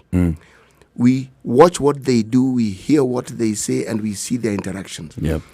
President Moi's presidency was characterized by his going to church every Sunday without fail. Yes, every Sunday he'd be in church. Without fail. Different churches around the country, but every Sunday without fail. Now, that automatically meant that because there was an entourage of people who always went with him, people went to church. Yes. People because actually did. Even people who knew the direction to a church building went to church. Right. Okay, and even those who didn't know the direction, found the direction, went to church. Now, you want to ask, when you have a country like ours that claims to be Christian and holds Christian values as being sacrosanct, Can you imagine the impact that such a person had on the lives? He essentially was telling you, I am the president, I go to church, it is okay to go to church. In fact, you should ask yourself why you are not going to church. Okay? That was number one. He gave Christian functions a lot of priority. He didn't, by the way, diminish other faiths. No. There was nothing in this country that indicated that other faiths didn't have the freedom that the Christians did. Nothing whatsoever. Because you'd find, even in those church services, you'd find people who belong to the Asian faiths, the Muslim faiths, in the churches. In church. Yes. Now, whenever a leader, remember, he is the one who popularized this stopping by the roadside to buy fruit. To eat maize. Sitting in a kibanda, chit-chatting. He's the one who characterized building gabions, meaning you go to an area which has a problem with soil erosion, and he removes his coat and he's busy lifting boulders and helping people do these things. Yes. Now, people resonate. Presidents are not supposed to lift boulders. Presidents are not supposed to get their hands dirty. No, but he was human, I think, and that's what resonated And he with was people. actually doing Like, very he's well our in leader. Fort Nyeri. Remember? He was. Right. Well, He's our leader, Kenyatta but wouldn't he's do human, that, but he right. would stand there and cheer people. Harambe! Yes. Go ahead. He'd be the one. And then Moi, here is Moi actually holding the rocks and building the gabions himself. Kuzuia momonyoko wa udongo. Yes. And you saw the Nationwide president, campaign. not spearheading it by telling us issue an edict, he was Doing there. it. Now, Jomo Kenyatta tried very hard to actually build this nationhood we are now talking about in the BBI and so forth. Yeah. Moi took it a step further because of the pronouncements and the things that he kept doing. And what is of interest, you will find there are many people who will talk about the things that were made possible in their lives because of Moi. You know, a presidency must have that sort of legacy. There must be a plethora of individuals who can actually say, and not people who are related to him, no. Not people whom he knew because of politics, no. Individuals whom he probably didn't even know. But because of the certain steps that he took, those people's lives changed automatically. Remember the issue, the story of free education, free primary school milk. All these things came in the Moi era. Kwanza that free milk program, it was a brilliant idea. Can we just discuss how that was able to happen and how he made it happen? It was a brilliant idea. You want to start and with the cows first, or you want to just go to the milk bit? Well, let's just look at the the process in terms of packets. how that how that it was was able to packaged. happen. Well, I mean, in this case, clearly it didn't just come about and say, well, we have milk, let's give it. It was an understanding in terms of there were so many things that came into play. Nutrition. The nourishment of children, you know, at that time when they were in school and what they needed in terms of, you know, their health. And then, of course, there was the responsibility that a government needed to do something for its, you know, for its citizens, obviously. And this is something that he saw as important and said, let it be. It's when I first came to Kenya, it is one thing that a lot of people remember in terms of how he took care of them, and something that you actually were able to get for free, to the point where we come now where And this it one was seems that genuinely free. Yeah, it was actually free. It was And not you like get it was it. not like Not the it's free, but you have to pay this. Right. No, that This story, was yes. actually free. There was something that You get it and it anywhere was in the not country. some schools in the country. It was All all schools schools in the country. Well, there'd be Let's- some ukora, of course, with the headmaster taking Right, so maybe a couple of packets couple of fell off the packets truck home. every now and then. But you know, in this everybody case, received. everybody received it, and so It was the best thing at the end, at the closing day. You know, when you know that you're going to be among the top 3, and you are going to get an entire packet Packet, of milk right to go home with. Oh yes, this is yours. In So fact, it you was get not like an entire dozen. Number 1, you get 2 dozens, 3 dozens. Number 2, you get a dozen, 2 dozens. Number 3, you get a dozen. And you know this is So This it is- wasn't this really is about that. what Look, we show have of so pride. much. Right, exactly. So it wasn't that, you know, we have so much milk in this country, you don't know what to do with it. But it was really about taking care of the citizens, taking care of children. At these places whereby he made sure that, you know, education then was thriving with the mushrooming of schools, let's provide the schools, but at the same time, let's do something that whereby we're taking care of them. It would be interesting to know how and why this phased out and why something else then maybe didn't take its place in terms of taking care of students or taking care of children at school. Because I don't know that there's anything free that happens from government to students now in school. No? What is free are promises. Now that comes, those come And plenty. you can also receive them freely. Some textbooks are at your free. own cost. Some At your textbooks own are free if you get, if you're lucky and your school is getting those free laptops, you'll get those free tablets. Right. You'll get a couple of things for free. Milk was universally free, and of course we only had one milk company at that point. CT, am I right? Yes. That was just the Kenya Cooperative Creameries. It's the one that would process all this. KCC was busy, my friend. It is producing milk for the market, producing milk for schools. We also had the education program through KBC. That education program as well, doing very well. And of course, some things we can just say it's because of the Moi days and the Moi era. For example, coming in of 844. That discussion of let's have an education system. If you look at 844 from the very beginning, 844 was meant to be this education system that is helping to shape the children to whatever career, whatever strength you are in.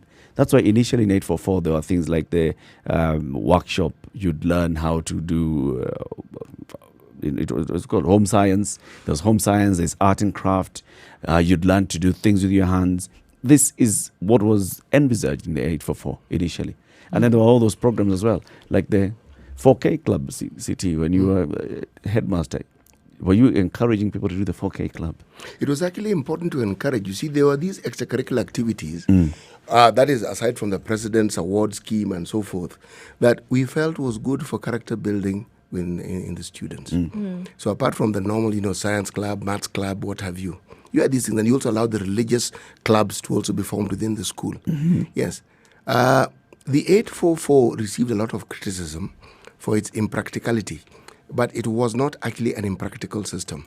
It wasn't. No, it wasn't. It was just a system that probably required a little more preparation and maybe piloting, like what we are doing with the system that is now being introduced into the primary schools right now, so that it was understood better and that so even funding could be aligned to it. Because if you simply look at the tenets of the 844 system, it was actually guaranteed to introduce certain things that the previous system didn't have. One, rigor. Now, people have complained about the amount of reading that one had to do. Right. Yes. If you taught properly, believe me, people would absorb that knowledge and they would know what to do with it. Case in point is, if you look at Kenyans who excelled in the 844 system and went to compare their capacity abroad, they excelled. Yes, they did. Yes. And if you look at the early days of 844, this kind of rote learning was not as rampant as it is. No, it wasn't. As it was in the last days of 844. It wasn't. In the initial stages, things like music, art and craft, and sciences, and home science, those were practical lessons. And agriculture, at the end of the day, the exam is, have you grown a plot of cabbage and carrots? This is the exam at Standard 8. And then in Standard 8, the exam is, have you managed to wash a cardigan and actually put it to dry? Are you hanging it upside down? Are you putting it down on newspapers on the floor? This is teaching people life skills. I think it was very important at that very beginning because it was teaching people life skills. This 844 that was overtaken by, personal interests of various people, it became a completely different thing from the 844 that was started in 1985. I think it was a completely different thing. What also happens again is now when you have people with whom, in whom you've entrusted the learning of your citizenry, and then the implementation start taking a different turn. Now, this is not at the ministerial level. Ministries tend to be clear about what they want to do. Yeah. But it's now at the implementation stage. Right. Where now you feel you are the headmaster. Remember, when you have a powerful presidency, rest assured that anybody who is in authority in any government system will be also... powerful. Yes. That's how it They works. wield power. They will wield power. By extension, it's actually cascaded down. Whether it's the DO, whether it's the chief, whether it's the headmaster, all these people have power. You may not think so, but they do. And the people you refer to. And remember, the President Moi dealt directly with heads of schools. Directly. For the longest time before he became president, he was chairman of the board of what was Highlands Secondary School, then became Moi Girls' School, Eldoret. He was chairman of the board for a long time in that particular school. Now, when someone has gone through that and has even been chairman of the board of a school, remember, there's a chairman of a board of a particular school also talking to you this very morning. We recognize the presence of such Karibu Mheshimiwa. Wielding power. Now, this was real power because you're talking of a man who was a minister then. Okay, but He chairman, could decide who becomes the head of the school. he could decide who became head If a of teacher is ministry. misbehaving, And he had been a teacher. Yes. Now, what I'm pointing out to the humility with which he took on that role. The man is a cabinet minister. Cabinet. And he's still okay Yes. with being chair of. Yes. It speaks let's take volume. a short break and take a look at traffic, and then we come back and continue this conversation. We're going to open up the phone lines 0719-012-600. What are your thoughts on the passing on of retired President Daniel Arap Moi? Let's look back at the Moi years, the Moi legacy. What is his legacy in your opinion? Good morning, 26 minutes to 8.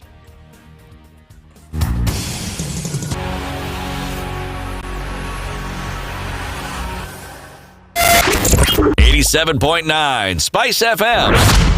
Mombasa. All right, Mombasa Road, all the way from Mlolongo, is actually not moving. An hour and a half is what is taking most folks between Mlolongo and Cabanas. Today, it is quite a mess. And of course, right in front of you, we still have that the accident has not been totally cleared since 2 hours now. So please, you're going slow anyway, but you're still being asked to approach with caution. Now taking a look at Kiambu Road is absolutely crazy. Again here, 8 lanes today. This means that everybody's trying to get away faster, but it's not happening, folks. Everybody is quite stuck. All right, Jogo Road, again, all the way from Sitamburuburu as you try to then approach the City Stadium roundabout and then get into the city center. And then also trying to make your way left towards Lekoni Road is not happening either. So again, north, south, east and west, there's traffic all over the city today. You need to be very careful also because we had some foggy conditions coming off on Gong Road this morning. Trying to get to the City Mortuary roundabout as well. It's going to take you a little bit of time. So wherever you are, we just ask that you be patient. You'll get there eventually. If you find an alternate route, please don't hesitate to let us know. Spice FM KE is how you can reach us on Twitter or give us a call 0719 012 600.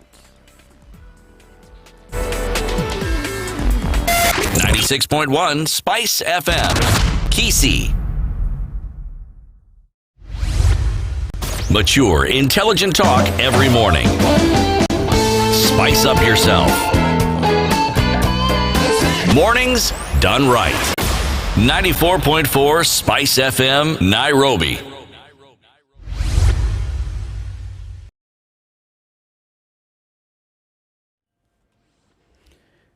24 minutes to 8 o'clock. Good morning. This is A Situation Room, Kenya's biggest conversation on Spice FM, broadcasting in Nairobi, 94.4. We're in Mombasa, 87.9, 102.5 in Kisumu, 96.0 in Nakuru, 96.7 in Eldoret, Nyeri, 90.9, Malindi, 97.7. We're live streaming on www.spicefm.co.ke. Also, our live stream is up on Facebook at Spice FM KE and Twitter, Spice FM KE. We're also on YouTube, Spice FM KE.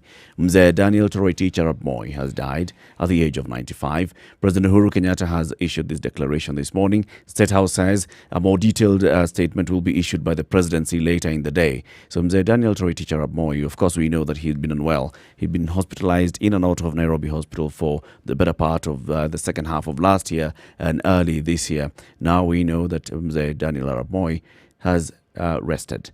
We are taking your calls 0719-012-600. Let's look back at the Moi years. What is Daniel Toroitich Arap Moi's legacy? That's what we want to discuss now. CT, what would you say his legacy would be? For me, I would say, like if I just start here myself, that thing of peace, love and unity, it was a mantra for him and it stayed on throughout his years. Peace, love and unity was something that if you look back, you see, oh yes, I can see what he meant. The peace, having peace in the country, having love in the country, and having unity in the country. He left the country peaceful. He left the country a united one. He left the country, well, the issue of love and love one another, love your neighbor, love your country was entrenched at some point to especially that generation that you're talking about. People who were born in the late 70s know only Moi as the president. When somebody makes that a mantra and keeps talking about it, it is clear that he has understood that it actually doesn't exist and it has to be built. And he has also understood that in the absence of this very mantra that he keeps chanting, that very many things can go wrong. And he focused on it greatly. I think when you come in as a leader, really from the beginning, when this colonialism is still rife, to the point where people get independence, what is this thing that he hadn't seen? He had seen it all. He had seen it all. But the man, in many ways, people talk about it jokingly that he was a professor of politics. Actually, that man was intuitive to a point of marvel because he saw, he understood things. His level of perception was truly high. If you understand the way he simply maneuvered in his politics, just consider the things he did, the things that many people didn't like. This is politics, though. Okay, he wasn't running for a church position of being bishop. This is politics. It's politics, Right. and he was a president.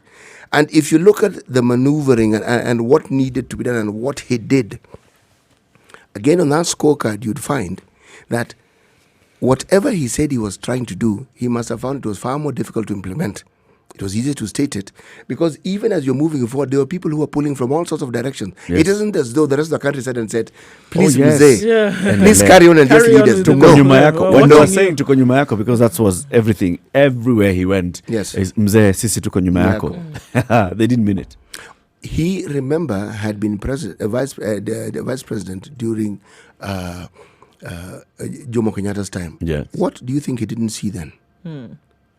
Because Jomo Kenyatta was an imperial president. This is a man who wielded power. But again, Jomo Kenyatta wielded power with a lot of restraint, if you think about it. Given the powers that he had as the first president. Look at what they ushered in. You have a deputy who becomes president. You know, already you've set the tone. Deputy presidents become presidents in this country. Yes. President Kenyatta passed away peacefully. Moi became president. He let go of that presidency. He has passed away peacefully in the country. Right.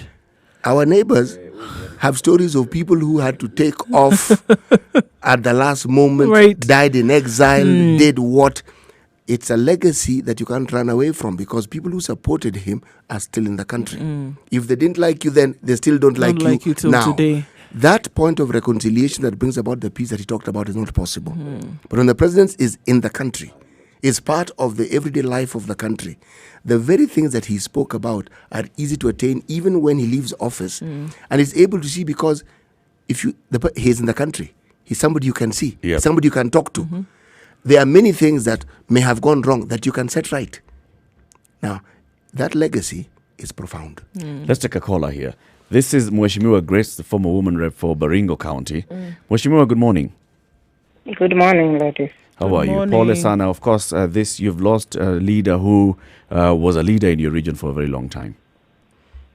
I've lost a mentor Yes. and somebody who greatly impacted in my life and the life of so many people Yes. from Baringo and Kenya generally and even the world. Yes, indeed. Because you can realize that from 1955, he's been in leadership all through Yep. up to 2002. So that dedication and that effort, and he was not a man who would be absent once in a while. He was He forever was always present. on duty from Monday to Sunday to Monday. Yes. Right. And that discipline of being in office at 7:30, waking up early to do his gym and all that. Yeah. I mean, that life was kind of very, very sacrificial to me. Indeed. Yeah. Indeed. And he What would you say Yeah, was his legacy? If you were just to pick out one thing and say this is what Mzee Moi leaves as his legacy. He gave us a solid Kenya. At least for me, you remember during independence, the early times, in Africa generally we had wars all over. But he was able to navigate this country to an extent that he left us a solid Kenya. Yes, indeed. And you. his ability to kind of involve every part of Kenya in the running of the state, for instance. You would pick someone like Kuindwa from somewhere, Pokomo, down in the River. And Turkana from some place. yes. Yeah, Kenya that thing was of being able represented to in his government. yeah, that thing of being able to see someone down in some corner. Yeah. To me, it was very, it was very touching. How was he picking these people, actually, if we just got into discussion about this? For example, was it during his journeys into Pokomo that he'd see, this person looks like they have a solid head above their shoulders? You see, this guy, he had a lot of tentacles. I mean, his tentacles were wide. Mm. And he would have a friend in almost every corner of Kenya. Yes. Old men, ordinary guys who would be in the community. Mm-hmm. And he would console them about kind of, is there a young man, a family who have a good name, some people. And he would always know because of that. So he always knew... yeah? He always knew the good people around the country. Yeah, because he had a deep-rooted connection with the villages. Yes. Remember, this guy was from the village. Yes. And he never stopped having those roots and those connections with the village. You would always think of rural Kenya all the time. Yes. Thank you very much, Mheshimiwa Grace. We thank you, of course, and we as we are telling every Kenyan this morning is our condolences, because we've lost a statesman, a leader, somebody who was our president for so long, somebody who was our leader, like you've said, for more than for close to 50 years officially in leadership. And even after he retired, he still continued to impact a lot of people in leadership. Yeah. Have a good one, Mheshimiwa. Even you, we are sending our condolences. You are Kenyans like us. Yes, indeed. Thank you, Asante sana. Mheshimiwa Grace. Thank you. 0719-012-600. The final, confirmation is going to come from State House. Not confirmation, really, but the statement is going to come out of State House in due course. Official statement. Of the day. This is, when it comes from the President as a declaration, it's already an official statement that former President Daniel Arap Moi has passed on. Now, of course, it's a detailed announcement of what the state is going to do about this. Let's just listen to when Moi gave his final speech as a president. This was in 2002, right? Just before he left. And this was, of course, in at Nyayo National Stadium. This is what he said.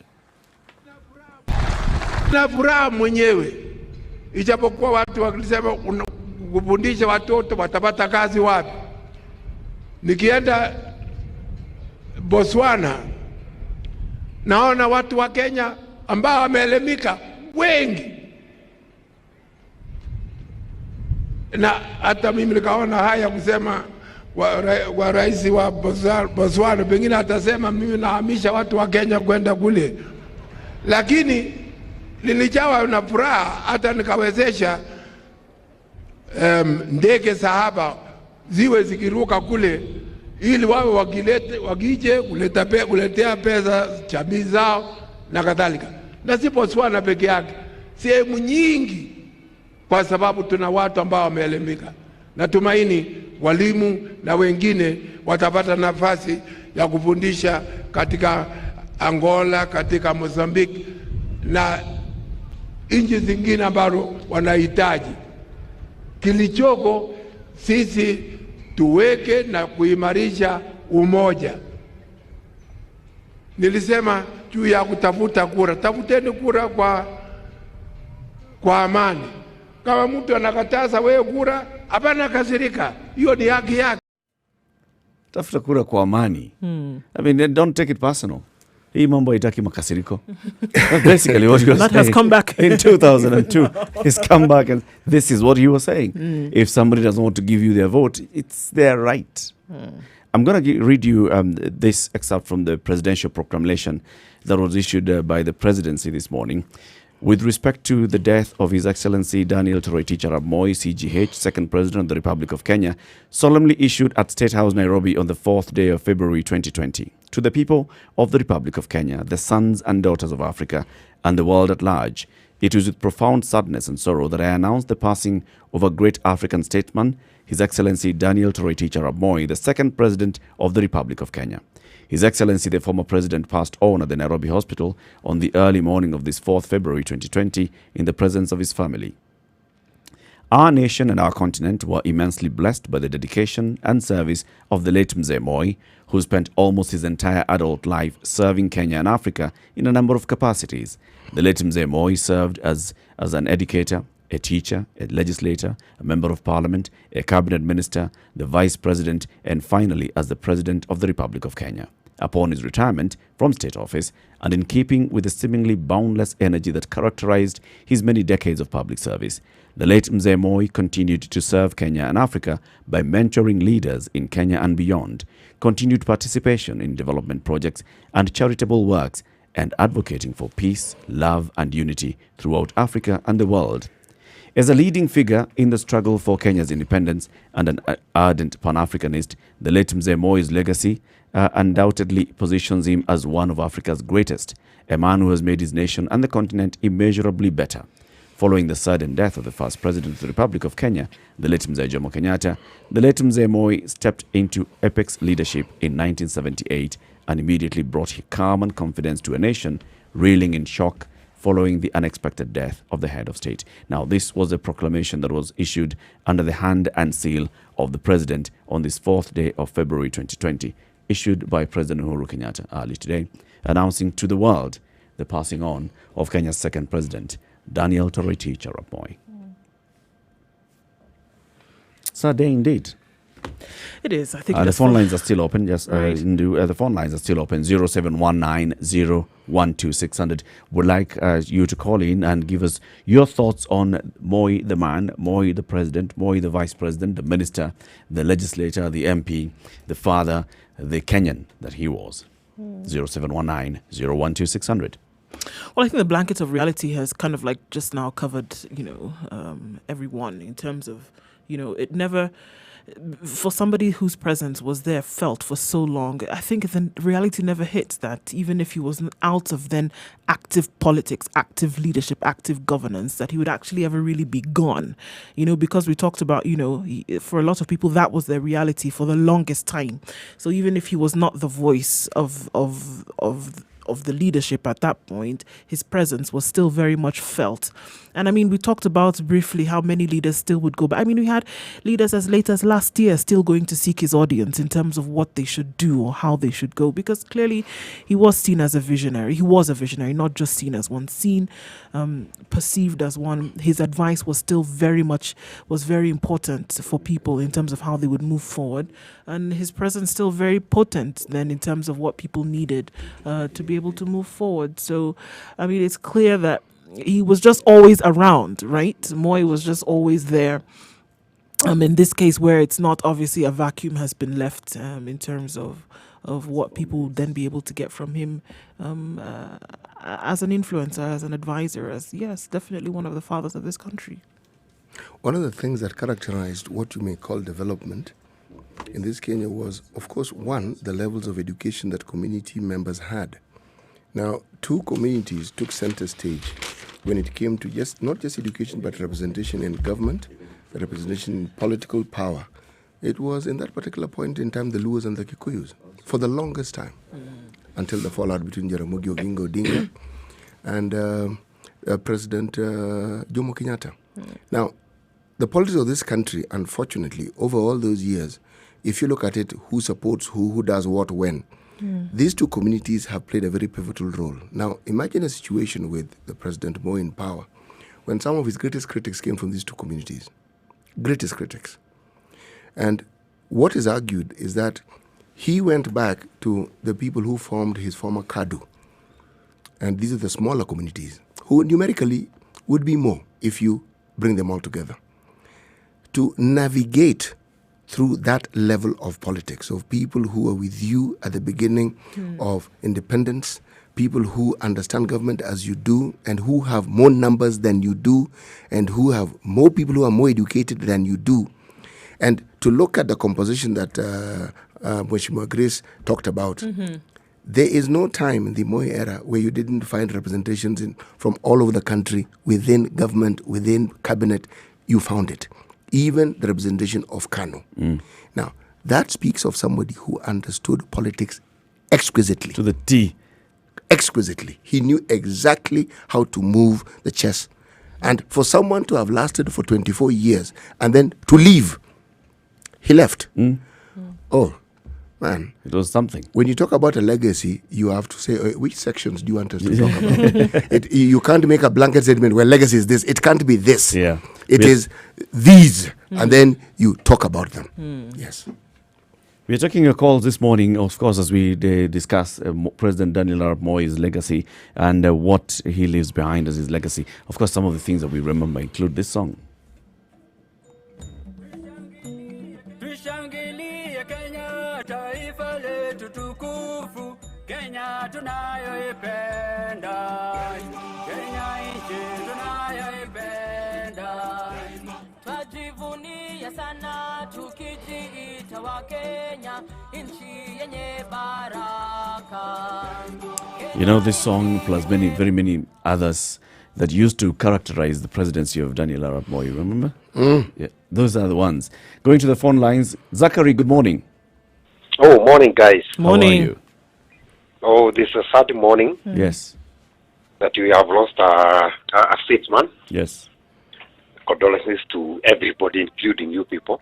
Yes, of course. You too, sir. So, if you examine Moi's life, it just boils down to a normal human being, with successes and shortfalls here and there. And his life teaches us that eventually we should do good and be ready to depart this world when our time comes. And maybe just try to actually make other people's life better. Moi had his shortfalls. He had his successes, and now he has gone to rest. Well, it is upon us to actually reflect upon his life and try to see what we can get, from his life, and try to make other people's lives better. But there's one thing that I would want to remember, in particular between 1982 and 1993. Yes. Well, those are years that I actually don't want to remember. Why? And I would. I don't want to remember those years. Okay. Let me just rest my case there. Okay. And have a nice day, guys. You are doing good. Thank you very much, Zachary. Have a good day as well. Thank you. We're taking your calls this morning, of course, remembering the life and times of President Daniel Toroitich Arap Moi, who was arrested early this morning. The statement coming out of State House has confirmed this and said the president arrested at Nairobi Hospital in the presence of his family members. That's what happened. It's 5 minutes to 8 o'clock. We're taking your calls. What is Moi's legacy, in your opinion? 0719 012 600. Umoja wetu Kenya tudumishe. Sitadanganywa kamwe na porojo. Zenye kuleta chuki kati yetu. You know, when he was pushing for this kind of music to be sung and to be composed and played at public functions and even on KBC, there's a message that you listen to it. It's basically saying we've got to be patriotic. I will not be swayed. I will not be lied to. Sitadanganywa na yoyote. Sitahamai Kenya. I will not never desert my country. I will be a Kenyan. Trying to promote that thing of, we've got to be patriotic. Patriotism was key to him. Don't we find the clamor for such even being discussed presently? And this is the thing that we're More trying so to get. even now. Even now, exactly. BBI is telling us exactly the this. thing that BBI is holding on to. The first, one of the very first points was that, holding on to some kind of national ethos, Yes. some cohesion, and to talk about, unity, coming together. And still, even after those first words were pronounced, it was not possible to do that. So much so that now it's being rewritten into Kenya's guidelines for survival. That is one of the things upon which the people should be hinged on, and even trying to put it into law. So much so, understanding the importance of such. It was talked about at that time, is still being pushed for even till today. Indeed. 0719 012 600 phone calls are coming in, and then, of course, we're about to pick one or two of them as we go to the top of the hour. Former President Daniel Toroitich Arap Moi, second President of the Republic of Kenya, has passed on. President Uhuru Kenyatta has made that declaration this morning from State House, Nairobi. Says the former president passed on at Nairobi Hospital in the presence of his family members. Let's go to the phone lines again. In Kitengela, Joseph, we've lost Joseph, who was on the line. Joseph, please call back. We're going to pick this call and also hear from you. Of course, when you look back, this morning we're going to be dedicating the show, a huge chunk of the show, to looking at the years, the former President Daniel Arap Moi's years, the legacy that he came up with. Somebody like, somebody's telling us from Nakuru, I really don't want to think of some years, but I remember what Moi stood for, and I remember what Moi was and what Moi represented. And this is what is important to think about.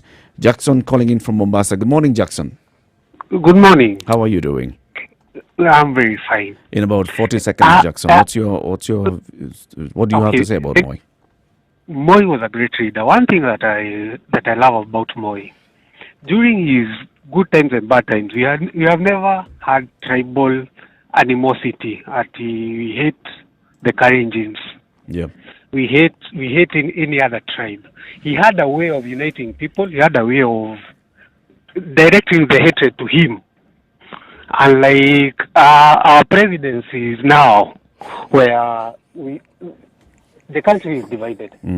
But Moi had a way of uniting the country, and if there was any weakness in him, it was not directed to his tribesmen or to different tribes. Yeah. It was directed to him as a person. Indeed. And that's something that we cannot get very soon. Because all our leaders, I don't know. A lot has changed. Jackson, thank you very much, Jackson, for your call and your sentiments this morning. Thank you very much. Okay. It's coming up. It's now 8 o'clock, actually. This is Kenya's biggest conversation, the situation. Let's take a look at what's happening on the roads, and then we come back and pick more calls. Sami from Magarini is on hold. Good morning. 102.5 Spice FM, Kisumu. Traffic. All right, it's still quite messy on Mombasa Road today. All far back as the turnoff from Kitengela. It's gotten a lot further down the road than we expected, but this is what we see. Mombasa Road inbound to the city centre is quite the chocker-blocked situation. Looking at the mess on Kiambu Road, is 3 lanes now. We had 5 previously, but we have traffic police on the road trying to make, a little bit of sanity out of what is currently happening. Limuru Road is traffic all the way from the village market headed towards town. Where else can we see? We're looking for where there is no traffic this morning, and unfortunately I can't find anything. From Langata Road to Ngong Road, coming off Waiaki, coming off Thika Road, as well as Mombasa Road, it's traffic all the way. Of course, we're right in the middle of traffic hour where everybody's trying to get where they're going. Let's see. Right now, the Ngong Road from the bypass will set you back about an hour if you're going to use that option from the junction. And getting off and then to Ralph Bunch Road, Arwings Kodek, is a bit crazy. Right around the Nairobi Hospital, the road has been closed, obviously, because we have just around Lee Funeral Home where quite a number of people have gathered to see how they can pay their respects to the late former President Arap Moi, but now those roads have been closed and that is affecting traffic in that area as well. Let us know where you find that you can go through. Spice FM KE on Twitter.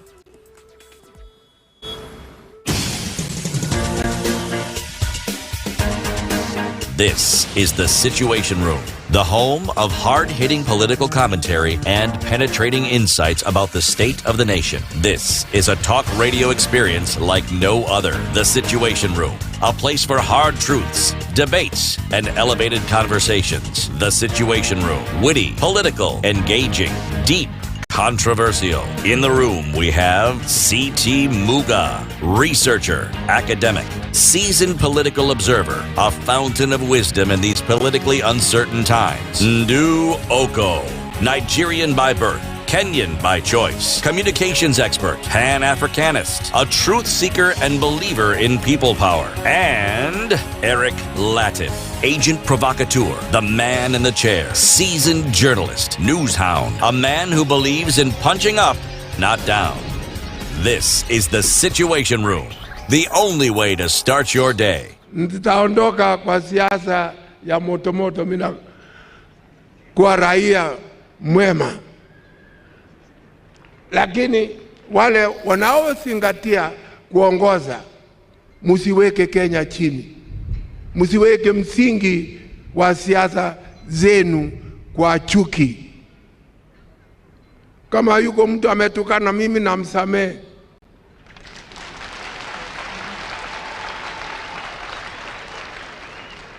Na kama yuko mtu ambaye nimesema chochote ambaye kimeumiza roho yake, unisamehe. You know, this was it. He was saying, look, I'm going to leave. I leave with a clear conscience. I have done the best I could. I have served my country. What's that song? The song goes something like that. Done the best I could. I did it my way, right? Mm. I went through the ups. I went through the downs. There are many decisions that I made. Of course, there are those that I regret and there are those that I'm very proud of. And if I did anything to wrong anybody, I ask you to forgive me. I think that's most important, though. I mean, because, of course, I think we're going to go into talking about people having seen this era as most repressive in Kenya and looking at quite a number of victims that fell through because of this kind of repression. However, I think there's something very important about what he said and kind of like closed it off to say, look, through all of this, and the degree of sincerity with which he speaks, of course, is something that will then be, picked apart by many. Mm-hmm. However, that's the thing that he did say. Where I did wrong anyone, in whatever degree that I did, I ask for your forgiveness. And he obviously saw the importance of doing something like that, and I don't think he said it lightly either. Remember, there were individuals who were detained in the Moi era, somewhere under house arrest. Yes. Let's go through the list and have a look at this. Many of them came back to the country. The one who gained most prominence was Raila Odinga. No, his father was under house arrest to begin with for the longest time. And even when he came out of that house arrest in the Moi era, he was allowed to go back into politics. Now, Raila Odinga was detained. That's a different matter altogether. Probably one of the longest serving detainees this country has ever seen.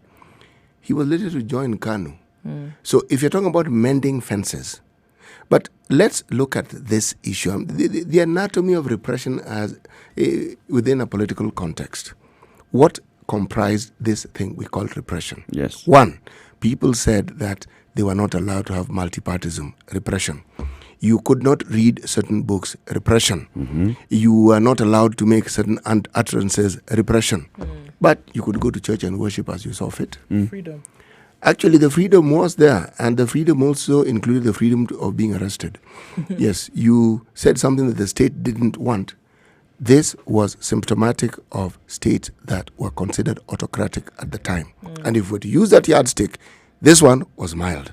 Because in other countries, in fact, the example I would like to give is the Latin American countries, where you had people who also ruled with an iron fist. Mm-hmm. There, it wasn't arrests. No, it was vast disappearances of very many people. Issues that are still being resolved now, 40 years down the line. 40 years after certain presidencies, those issues are still being dealt with as a country. Now, I am saying this. When a wrong is committed, it is a wrong. But when attempts are made at resolving it and people come to an understanding and those matters are laid to rest because some resolution has been found, others through the courts, others through individual intervention, then that repression is given a certain perspective, meaning it's a part of our history that some resolution was found for. It isn't something that is a sore that has just continued to fester and has grown into a massive wound. No. It was resolved. Let's come back into that conversation, but first let's go to Kericho and hear from Joel. Good morning, Joel. Good morning kabisa Eric, habari ya asubuhi. Tuko salama kabisa. How are you? Salama kabisa, niko salama nashukuru. We are mourning the passing on of our second president. Pole sana, nikipenda tu kusema pole kwa mzee Moi na familia yake yote. Na pia wale wanafunzi ambao walifariki kule Western Kakamega. Yes. Ningependa tu kusema pole sana. Na pia rais Penyako inafaa sasa akatisha ile ziara yake arudi aomboleze na Wakenya. Yes. Na tayari kwa zile nchi ambazo zimeendelea democracies countries, mambo kama hii rais anafaa kuwa amerudi. So nafikiri atafanya hivyo. Shukrani na muwe na siku njema. Akatiza ziara yake. Arudi aomboleze na Wakenya, aongoze kama rais wa nchi. Okay. Good point. Maana ile mambo ambayo imetukumba hii nchi ni mazito na sisi kama nchi tunafaa yeye akuwe anatuongoza. Joel, ukiangalia katika hiyo miaka ya mzee Moi, hiyo miaka yote tangu akiwa rais, akiwa makamu wa rais, na hiyo miaka yote unaweza sema nini ambacho kimesimama kama legacy ya mzee Moi? Legacy ya mzee Moi, rais alikuwa anasimama na yeye mwenyewe ndiye rais, alikuwa anazunguka nchi kuangalia nini ambayo raia labda wanazipitia, challenges gani ambazo mwananchi wakaita kule chini anazipitia. Unaona, na wale ambao walikuwa wameiweka kule mashinani walikuwa wanazunguka, unaona kama zile sana nikiongelea hii mambo na kilimo. Wizara walikuwa na watu ambao walikuwa nasuru nyanjani kuangalia nini ambayo kinaendelea, nini ambayo inafanyika huku na kule. Mzee alikuwa anajua kile ambayo kinaendelea kwa ground. Sio kama sasa hii mtu anapewa wizara anakaa tu Nairobi ajui kile ambayo kinaendelea kwa ground, lakini mzee Moi alikuwa anafanya kazi nzuri sana na tunamshukuru, tunampongeza na tunamwambia pole mzee. Asante sana. Thank you very much, Joel. Have a good day. Thank you. 0719-012-600. Looking back at the years, the legacy of former President Daniel Toroitich Arap Moi, who died this morning at the age of 95, Kenya's second president. Of course, we're looking back at the years and what he stood for. There are those that have said those number of years that he was in power, especially after the 1982 coup, coming towards the end of the 80s. Those years were particularly difficult for some people. Personally, there were some people who found those years very difficult, but we'll be discussing that as we go along. Here is another caller from Mombasa. Rotich, good morning. Good morning to you guys. Morning to you, Good morning. Rotich. How are you? Good. Salama kabisa. Nah, it's a sad morning. Anyway, not from yesterday, one in regards to the Kakamega primary school children. Yes. It's a sad story. Actually, losing children is one of the things that really cuts deep in the society. Yes. And more so because of something that could have been maybe probably avoided or something like that. What I would say is my condolences first to the family, to the parents of the children. Yep. Yeah, to the relatives and to the entire community of Kakamega. Secondly, the demise of former President Moi. My condolences to the family too, and to the entire republic. Asante sana, Rotich. Yeah, I would say, I come from a place where he had set up his industry, the tea factory, and it's a good thing. I know the people who are working there really shocked by this. Just want to convey my condolences to those. To everybody. Thank you, Rotich. To everybody. You're most welcome. Thank you. Kelvin in Kitale, good morning. Morning. How are you? I'm very fine. Mourning the death of second president of the republic. Yeah, I just wanted to send my condolences to the president and the entire family and the whole fraternity and the Kenya people. On the things maybe he has done well, I still remember. Yep. I remember like when he says pay ya sukari shilingi 50 kwa kilo. There were those people that used to go around these shops. Yep. So wakipata kwamba wewe hujapata ile bei wanasema, then you are in a problem. In the days of price controls. Okay. Yeah. And that was, to me, it was something that I think it was very good. And like today, where each and every person has a price of these commodities. Yep. Yeah, and I think among all the presidents of Kenya, even the current regime and the former, I think he did well. Indeed, he did. Thank you very much. Thank you very much, Kelvin. This is Kelvin calling in from Kitale. We are taking your calls 0719-012-600. Just some updates. We know that the family of the former President Daniel Arap Moi was with him when he passed on early this morning at Nairobi Hospital. Now currently addressing the media, his son, Baringo Senator Gideon Moi, is currently addressing the media. Of course, we'll tell you what the family has said out of this. But we are still waiting for that formal statement from the presidency that tells us, of course, what happens going forward. I think the family will need to have some consultation with the state, and then they'll come up with plans on what happens going forward. You know, this matter of legacy is a complicated one because it mostly, well, the material with which you can actually build a story around it, unfortunately, takes place after the person has left the position of high authority that they had, and usually after they have passed away. Because when you are alive and in that particular space, you are in the process of building that legacy. Exactly. It doesn't come into play, and nobody can really Not talk really. about what it is that you've done until you're gone. And a legacy cannot be fully understood in the absence of comparison. Absolutely. Time, people who preceded you, people who've come after you, and the impact of what you did. And that requires time, because when you are in power, one can think they understand what is happening.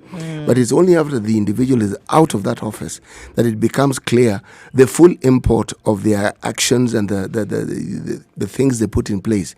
It's when you realize, oh, so this is what this means. Because remember, the former MP for Bukia, Koigi Wamwere, he was among the people who would tell you that the Moi era was a very repressive one. Can I? Please take it in. Okay, let's pause. So we have the Deputy Governor of Nyeri County, Dr. Caroline Karogo. Good morning, Dr. Caroline. Good morning, Eric. How are you? Tuko salama kabisa. Good morning. Good morning. Now we see that you've also gone on to social media to mourn the second president of the Republic. Say you met him personally. Yes, I did. In fact, I don't even remember him more as a president. I think I remember him more as a father. We called him Baba Moi during our days growing up. Yes. And really, to us, he was a father. I met him at the age of 7 when I was picked to meet him and welcome him to Nyeri County. And we struck a very good friendship and a very good relationship that went on, years to come. About the next 3 years, he would meet me every year. And, he took me through school. So I have lost a father. Wow. Yeah. So you're saying for the next 3 years, you'd meet him every so often? That what, he'd invite you to State House? No, he would come into Nyeri for the passing out parade at the Kiganjo Police College, as we called it.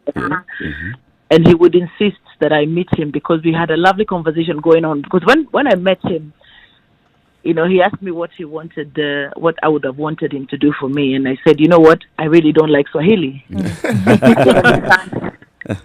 I said, I don't understand why we study Swahili and we write all our exams in English. So what's the need to study Swahili? And, and he told me, if you're going to be a leader, you need to learn Swahili. Of course, I didn't understand any of that. And he said, I want to monitor your grades, for Swahili.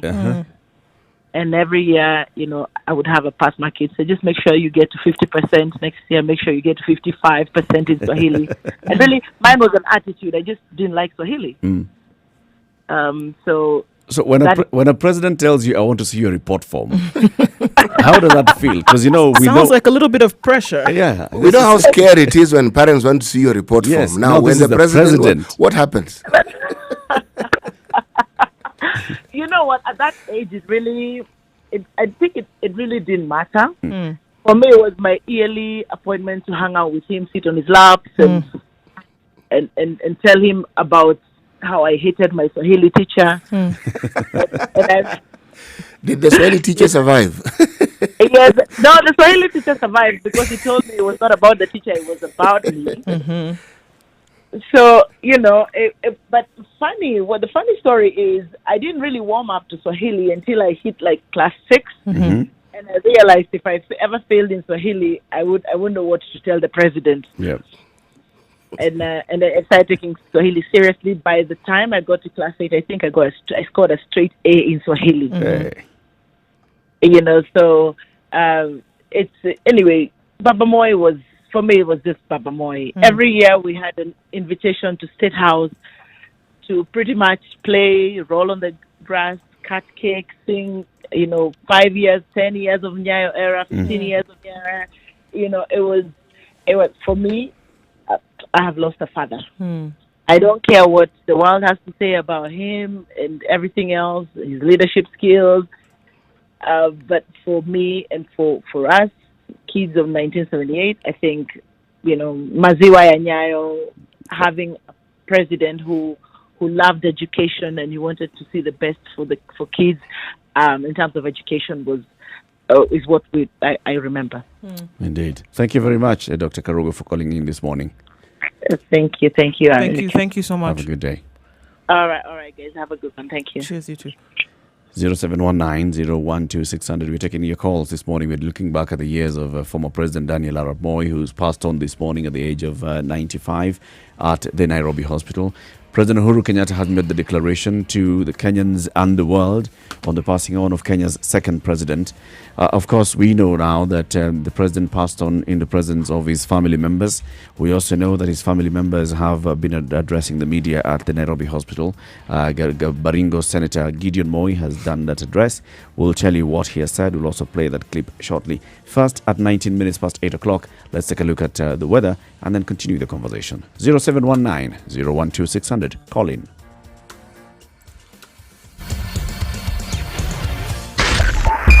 Spice FM, Nyeri. The weather with Spice FM. Right, holding mostly cloudy conditions over Nairobi this morning at 18 degrees. We're looking at a high of 25 and a low of 15. Taking a look at Mombasa, 26 degrees. We're expecting showers later on with 32 degrees, the high and the low of 26. Kisumu at 19 degrees right now. Expects showers later on with a high of 29. In Eldoret, it's at 13 degrees this morning. Still chilly, clear skies though, with a high of 23 degrees. Nakuru at 13 degrees right now is partly cloudy. It's going to remain that way today with a high of 27. Nyeri at 14 degrees will rise to a high of 24 with showers expected later in the day. And rounding things up in Malindi at 28 degrees, we're going to experience a high of 31 with showers later on in the day.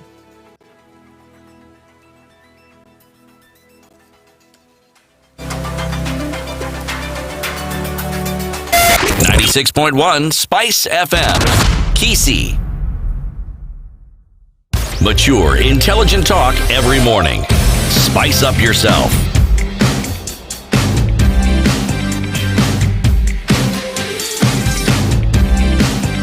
Mornings done right. 94.4 Spice FM, Nairobi.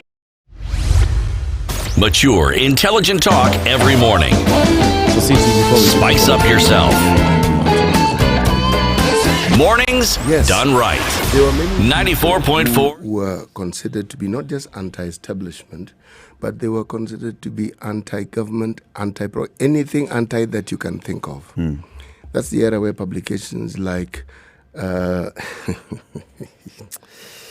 put it this way, the university wasn't a very comfortable place to be in at a certain point in time in our history, because it was considered to be the fermenting and breeding ground for malcontents who were opposed to the government. But that having been said, I use Koigi Wamiri as an example, but remember, our former Chief Justice was among these same people who felt that living in the country wasn't going to be very comfortable for them, and they left. Many Kenyans left at that point in time. Many have since returned. But there is something that must be said about powerful leaders. The nature of a powerful leader is usually they tend to be decisive, and they also leave very strong legacies, but along the line they also make lasting friends, and with it they make lasting enemies. Now, when you come across a president who embodies the strength that strong leaders have, and yet also manages to diminish and reduce the quotient of enmity, and actually publicly in the time of his life, even as a leader, publicly work with people who were known to be sworn enemies, you're not in the presence of an ordinary leader. No. That's interesting, though, because quite a lot of people had a bone to pick with him in terms of contention, right? In terms of what they suffered during his era. But we see that at the end of this time, at the end of his presidency, even when he was still president, yes, there was then a lot of coming together in terms of forgiveness and reconciliation that took place. That is extraordinary greatness. Yeah, I would think so. It's not something that you see often. You do not. But look at that legacy of handshaking. You're talking about the BBI and handshaking. It began a long time. And it began you saw the preponderance of it in the Moi era. Do you think it's because he, extended this hand, or that he opened up his mouth and actually said yes? Because not just mouth.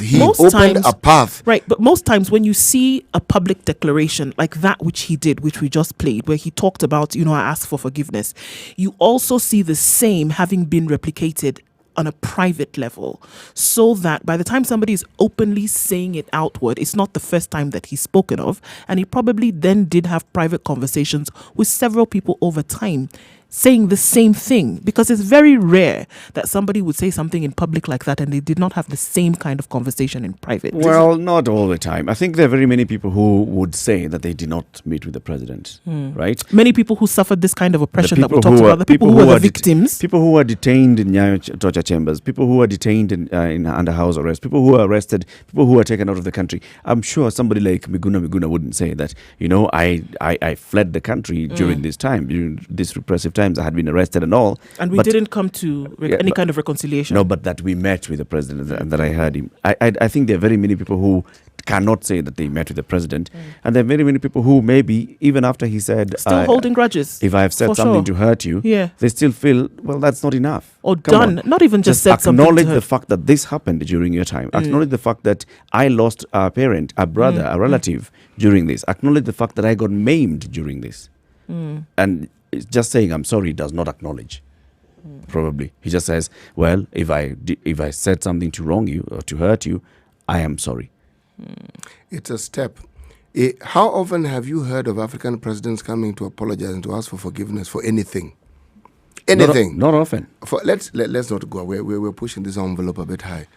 Ordinary village leaders like MCAs or MPs. I was wrong. Local boys and girls. They're never wrong. Why I say this is extraordinary is this. You cannot undo the wrong. It was done. But what can be done? The step, you see, reconciliation is a two-way thing. I may offer a hand of reconciliation. If you don't take it, what more can I do, really? But when we see it was public, that people who were considered to be enemies, people who it was said of them that had been wronged, when people get to the point where they are actually having conversations and even talking and even meeting. I'll give an example. There was someone who was harassed greatly during the Moi era, and he laid all his blames on the former AG Charles Njonjo, the former Minister for Constitution, a gentleman by the name of Waruru Kanja. He went on a trip abroad, I remember on one occasion, and came back, and there was a small issue of foreign exchange and foreign money. A paltry sum, but it became a very big issue. This man was later to become a minister in the Moi era. All right? All I'm saying was, at some point, this is a man who may have been perceived to have been someone who was anti-establishment. In the Kenyatta era, he never stopped making criticisms of things he thought were wrong. But you saw, at the very end, the very person who was considered his nemesis, Njonjo, they were on very good talking terms. I'm simply saying there's a culture that hasn't been brought or spoken about in this country, where people who may have been mortal political enemies at some point, making amends and getting to talk with the people. It may not have happened to everybody, but I am talking about people who are right up there in the political circles. When the contemporaries made peace, it's fine. But making peace by contemporaries does not mean that it translates to everybody. No, absolutely. And that's what I was going to say. There are quite a number of people, just like you said, Eric, who are actually, they're looking for that acknowledgement. That look, but how else do you do it if you don't do it in a public arena like that? Things went south. What are the Aboriginals doing in Australia? That's the clamour for it right now. They're asking for acknowledgement. That just public acknowledgement. Yes, the government has done many things. Yes, the government has built roads in your area, but come on, that's not enough. They're seeking for that direct acknowledgement. That at this point, under your rule, in a lot of times under your at that point.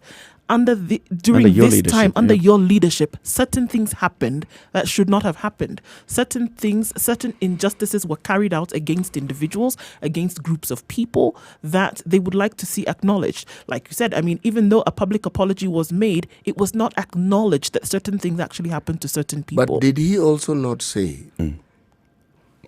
was there not an acknowledgement of wrong having been done by him?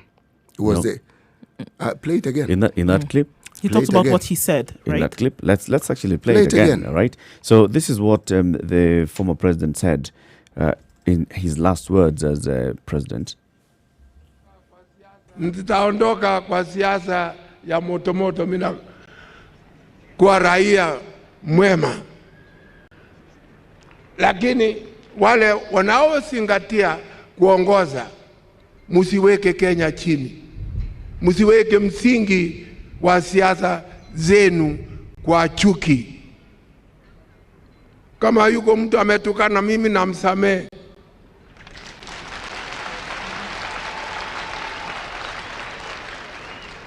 Na kama yuko mtu ambaye nimesema chochote ambaye kimeumiza roho yake, unisamehe.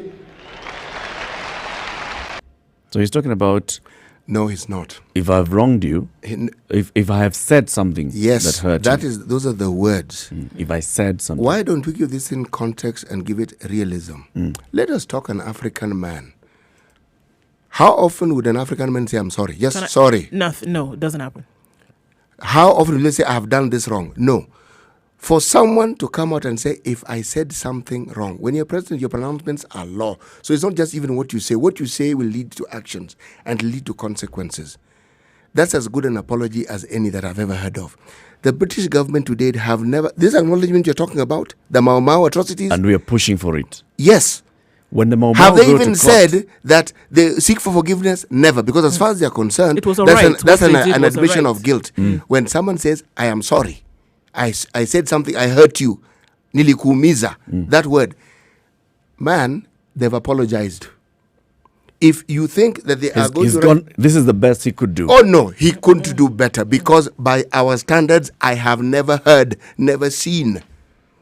Forget the presidency, who has power. I'm talking about in basic relationships. An ordinary person. African Kenyan men are not taught and brought up and socialized to admit fault, guilt, and to say sorry and to apologize. Saying that we should take what he said here on Jamhuri Day 2002 to be a blanket apology. Yes, it was. Looking back at my years in service, and if at any point from 1955 the things to I said today, the things I said, and I hurt you.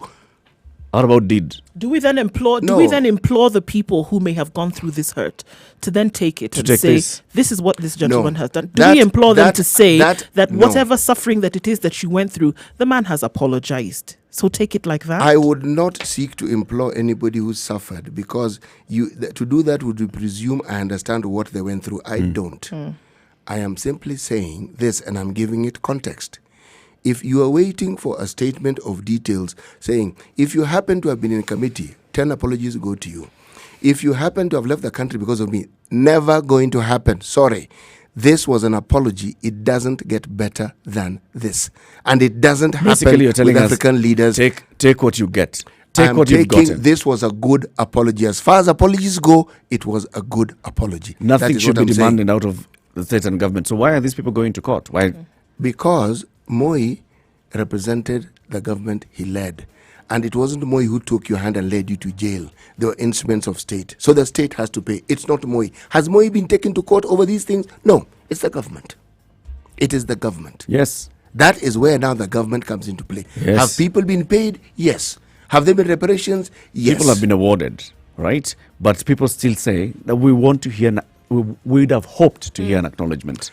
An acknowledgement that, you know what, our suffering was during my time, some things did not go right. During my time, there's some people who suffered. During my time, there were mistakes that were made by my government. And for that, I unreservedly apologize. Okay. When you're president, you do that. 29 minutes to 9 o'clock. This is the Situation Room, Kenya's biggest conversation. What's happening on the roads?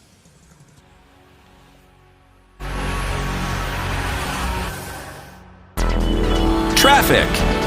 All right, let's see how things have changed since we had a look at traffic last. We understand that, of course, with what's going on around the Lee Funeral Home, that Arwings Kodek has actually been closed off, and certain parts of Valley Road have been closed off because the body of late Daniel Moy will be arriving at the Lee Funeral Home. So that means that particular section of the city has been closed off. It'll affect traffic if you're approaching the area. So just know that you can then use an alternative route. So don't now go towards Owings Quebec, and don't use Ralph Bunch Road either, because that has been closed off. All right, looking at Mombasa Road, we still have the problem that we had previously. Inbound to the city is still quite clogged up as you try to approach the Nyayo Stadium roundabout.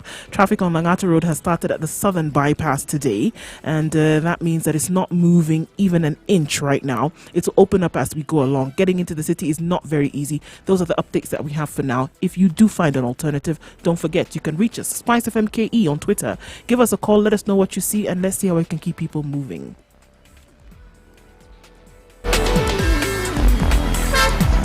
Mature, intelligent talk every morning. Done right. 94.4 Spice FM, Nairobi.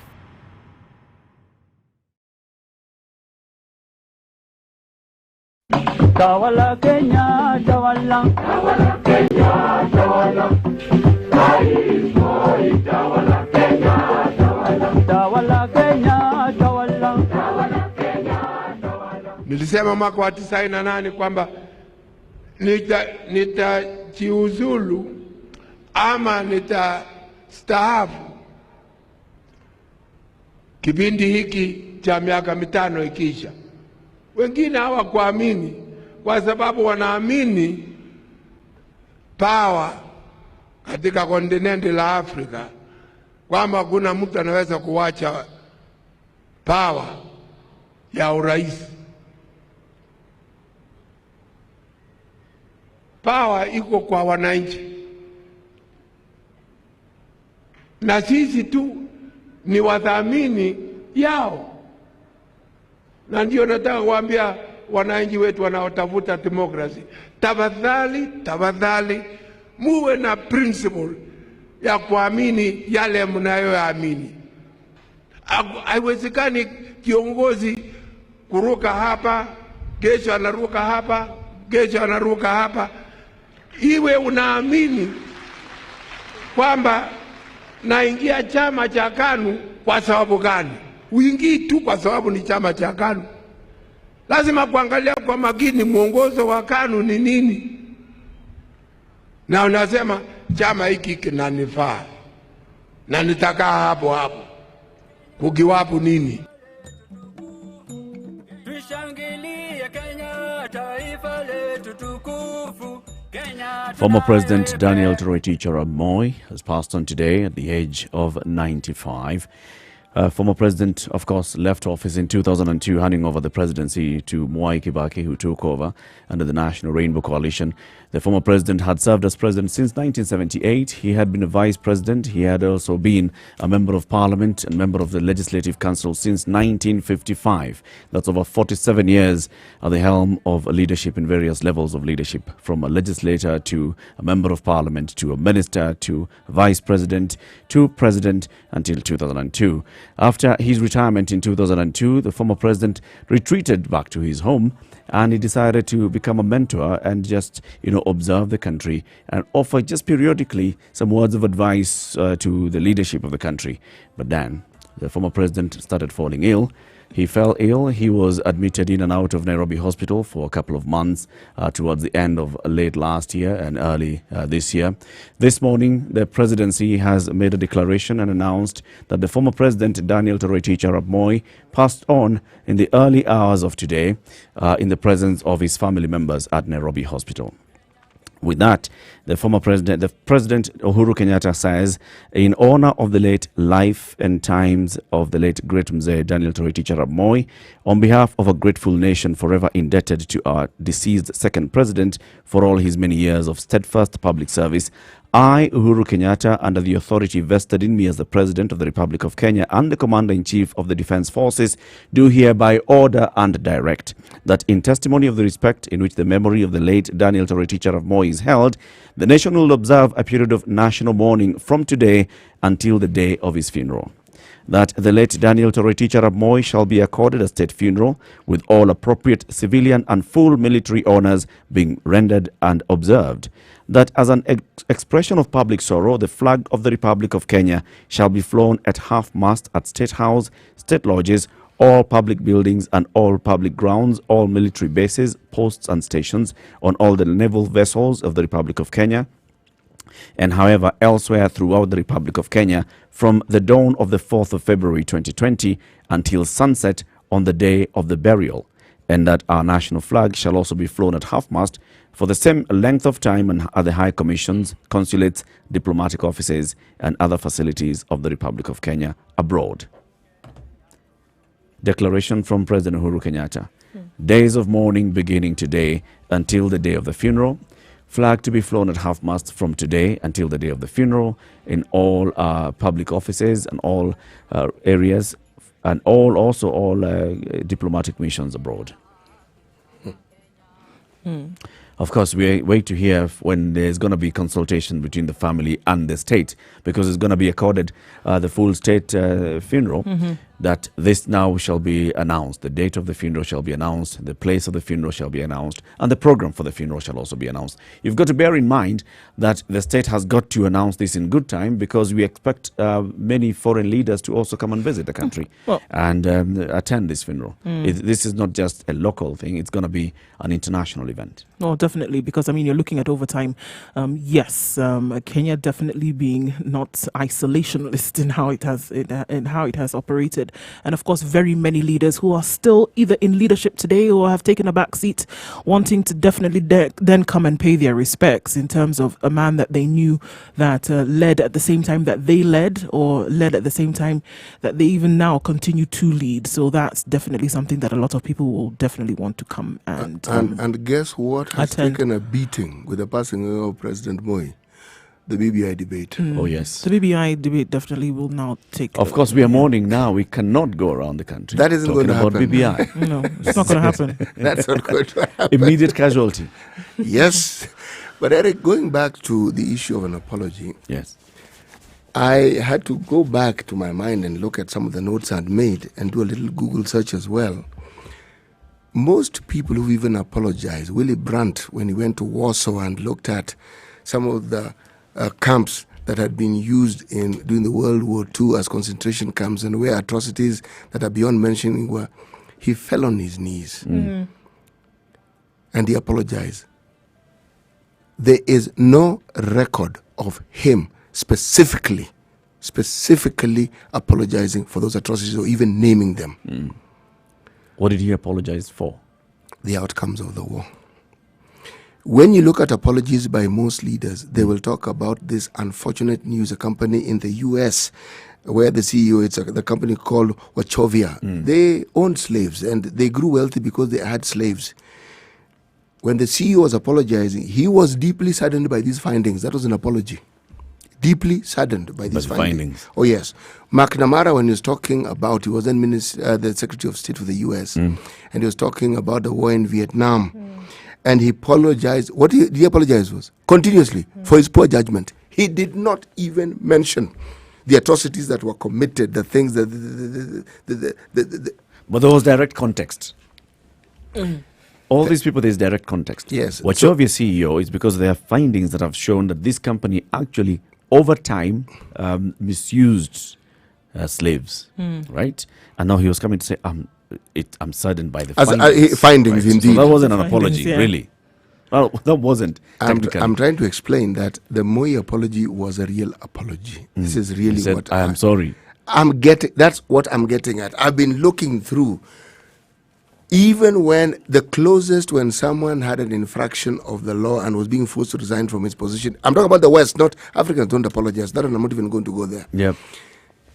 You would find that the closest they would get to is not even admitting wrong. Wrong is, I have let down my constituents. That one they have admitted wrong. Yeah. Okay? I apologize to my wife and family. That one he has admitted wrong.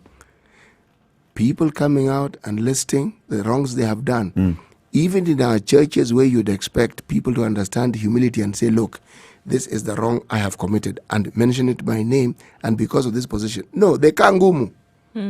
They will not do They that. can't gumu. They say, no, these people, suddenly it becomes a witch hunt. Suddenly becomes, this person got it wrong. This person didn't understand who I was.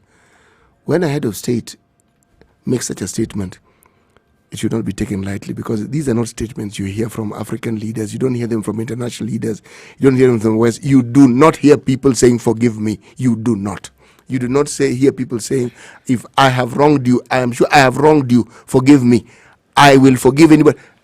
You never hear those words. And if you do, consider yourself fortunate. So in other words, Siti, you're saying that if you look at this in that broad context, President Daniel Arap Moi apologized for everything that happened in this channel. He apologized. The people who were tortured at Nyayo House and Nyati House and were jailed. He apologized. People who were forced to exile. The massacre in Northeastern Province. He apologized. The Wagala massacre. He apologized. All those things were So we're saying that all of those victims at that point, for whatever they felt and however they feel that their lives were changed, whether it was on a personal level or political level, their leadership, governance, whatever it was, then that need to take that apology and take it as an apology for all of those things I that were meted I upon wouldn't them. actually go there. No. But I mean, these are sentiments that are going to come through, CT. They will. These are things that people are There's a reason why I'm saying looking at I wouldn't it. go there. None of us in this room can understand what people went through. Of course. And the suffering. Now, they would know what they need in order to feel that a proper apology was made. It is not, I am not making a statement. I'm not taking a position to say that this is what needs to be accepted. No, I am saying an apology was made. That's what I am saying. Bottom line. Yes.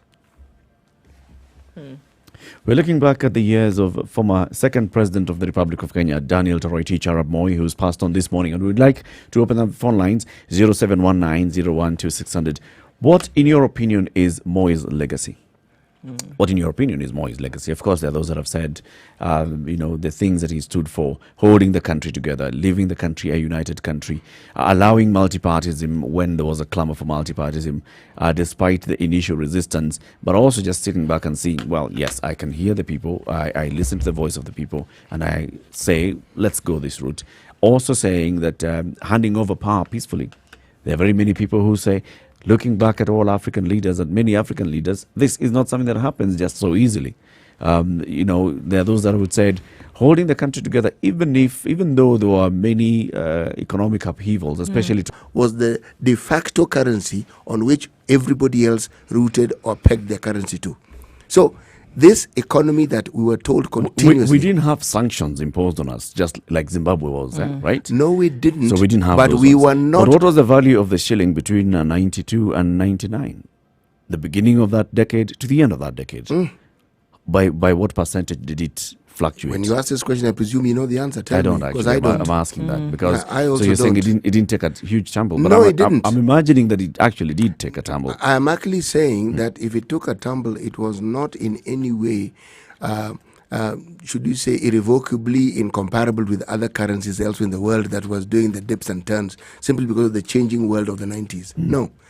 It also didn't adversely affect the economy to the point where you're saying this shilling is worthless. It never was. If anything, the shilling actually started growing stronger against the other shillings in our region at that particular era. So these pronouncements that were being made, I could argue that, and other people have argued that these were propagandist statements that were being made to show that this was continuously a failing state. And yet it wasn't failing, but it was continuously. Like a Kanu leader of the 90s. Everything is propaganda, Wazungu, No, everything is opposition. Actually, that's not the only Because thing I have said. I have said it would appear... Look, Eric, by the turn of 2000, of this century... Please repeat what I have said. I had a treatise that I presented, and then I said it would appear. It could be argued. This is not a living statement that is irrevocable. I said it could then be argued that this was propaganda. And what I'm saying is true. It could be argued because if it was a failing, why didn't it fail? Failing states tend to fail. Why didn't it fail? So our economy, by the time Mwai Kibaki was taking over, it was, at barely 1% growth, right? And then it shot up all the way up to past 7%. Yeah, past 7%. Why was it doing so badly in that last decade? Let me explain it further. I am questioning this doing badly. Well, our economy was not growing at those rates. Our economy, we were told, was not growing at those rates. We saw definitely in Kenya are you saying that it was actually growing, but the government was hiding that information? No, I am saying... Or that all other indicators were... Well, I mean, it was clear that from moving from when Kibaki took over, it was clear that the economy of Kenya did significantly better. I don't think there's anything that can be argued with. Now, whether there were certain indicators or factors that affected this, of course, those would have to be looked at in greater detail. Yeah. But it is very clear that when Kibaki took over, and we've talked about it severally, that when Kibaki took over, we saw a rise. We saw those numbers, we saw those percentage points actually increase. We went from, yes, we did. We actually did. I'm saying no because it's not that the percentages didn't grow. I'm not too focused on these percentages because sometimes they don't make sense. Because if you're to correlate percentages with growth, it doesn't make sense. In the Kibaki era, there was a lot of development that you could visibly see. There were structural changes you could visibly experience. So if you're talking about opening up the economy in the real sense, putting money in people's hands, you could argue you saw it. But I'm arguing that in the Moi era, the circulation of money was also there. It isn't as though you didn't have projects. It isn't as though it wasn't a failed state. No, of course it wasn't a but failed the state. economy was not saying growing that at the a focus, level. and the focus at that time for government was something else? Was it? Trying to get away from these saps that we saw that were happening in the 90s. And then now looking again, this is when we saw the look towards African solutions for African problems. No, or was it entering to Chinese infusion into African solutions? Entering into a different era or entering into a different phase of things is what we saw, as opposed to opening up the economy and having the economy grow in the way that it did. Was the focus then different? Was it different for us to then see the change that we then saw? When we talk about the issues of the 90s and the changes, there were also changes. In the 1990s, there was no China to run to and China to do business with. So in the Moi era, there was no such thing. Or if it was, it was a small measure. The West was everything. China didn't just emerge in 2003, No, CT. I mean, it was there in 2002, yes, in 2001. Eric, the role that the West played in the 90s Was much more significant. Is the role that China is playing now. That's the point I'm trying to make. And they started playing this thing, it came to the fore in the Kibaki era. So meaning, you now had alternatives, clear alternatives. In the West, you didn't like what the West was doing, you could go to China. Moi didn't have that alternative. There was also the thing that you keep telling us, CT, that during the early Kibaki years, the thing that was done was ensure that you have better collection of revenue. No. That's just about management of the economy. It's not just collection. The collection of revenue and the structural adjustment of it began in the Moi era. The training of carry officers. The fundamental difference was that it was collected and kept. Elsewhere. In the Kibaki era, it stayed. Wherever it was supposed to go to, you knew this money is here because you'd be told, this is what we have. And we saw it in our budgeting. We saw it in the way we spent our money. And we saw it in, at one point, being able to meet all our budgetary needs from our own resources. We saw it. In the previous era, it was collected. Some of it went the way monies tend to go, not where it's supposed to be. Yep. In the Kibaki era, it stayed. It's a fundamental difference. Meaning, the money had been there all along. Let's talk about the golden bug then as well, in the mid-90s. So, a shortage of foreign exchange. Brilliant man comes up with a brilliant idea of how to get foreign exchange flowing into the country. Right. And meets with the president. First of all, this young man went and met with the president, and the president says, well, it's a good idea. Would you say that, Moi at this point was acting in the interest of the country, saying, look, we need Forex? Actually, I would say any yes. brilliant idea that brings in think Forex. About it.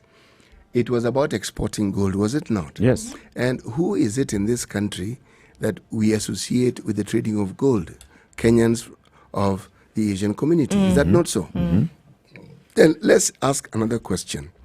Do you think this young man went and met Moi because he had sent in an email seeking an appointment? No. No. Somebody must have taken him there, and this somebody must have been convinced. That this was going to work. Yes, and the ministry concerned with these things must also have been convinced. So by the time the guy gets to Moi, it wasn't him convincing Moi. The conversation has been had to okay, bring that gentleman you speak of. Let me see him face to face. And let's hear from him face to face. Now remember, it was an export compensation program that the US had put in place. It was like the AGOA that we now talk of, but this one was, you will get a certain refund on exports that you have. The question that ought to have been asked, do we produce gold? What are you exporting? But the question is, no, that can easily be answered. We don't need to produce gold to export it. Yes. That is true. You can just be a center of collection and then you export it. it. Yes. Up to that point, I am sure they had even indicated where they were going to get the gold. The problem was that after he left Cabernet Gardens, the people that Baby Putney met told him, Skiza, this is what we're going to do.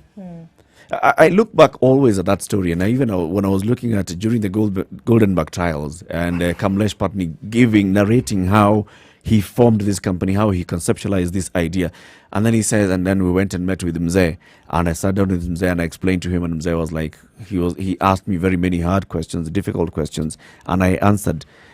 At that point, I think Moi just sat back and looked and saw, well, it's a good idea. It sounds like a good idea. It sounds doable. But it sounds like a good idea. And it's government sanctioned. I mean, and all other arms of government are going to make sure that they are watchdogs to this happening. This is going to be a good thing. It will help this country, because where I am at this point in my country, I'm facing trouble. I'm facing issues. I need Forex. Right.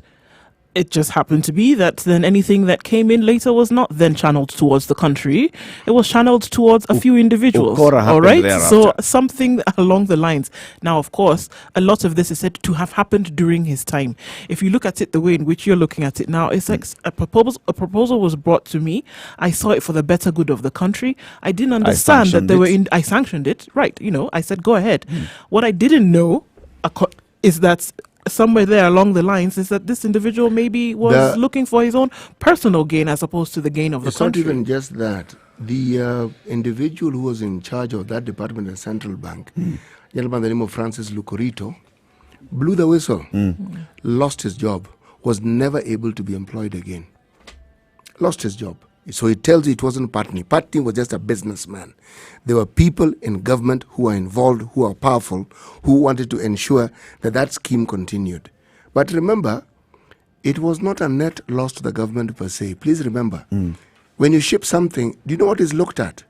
The papers. It's a paperwork.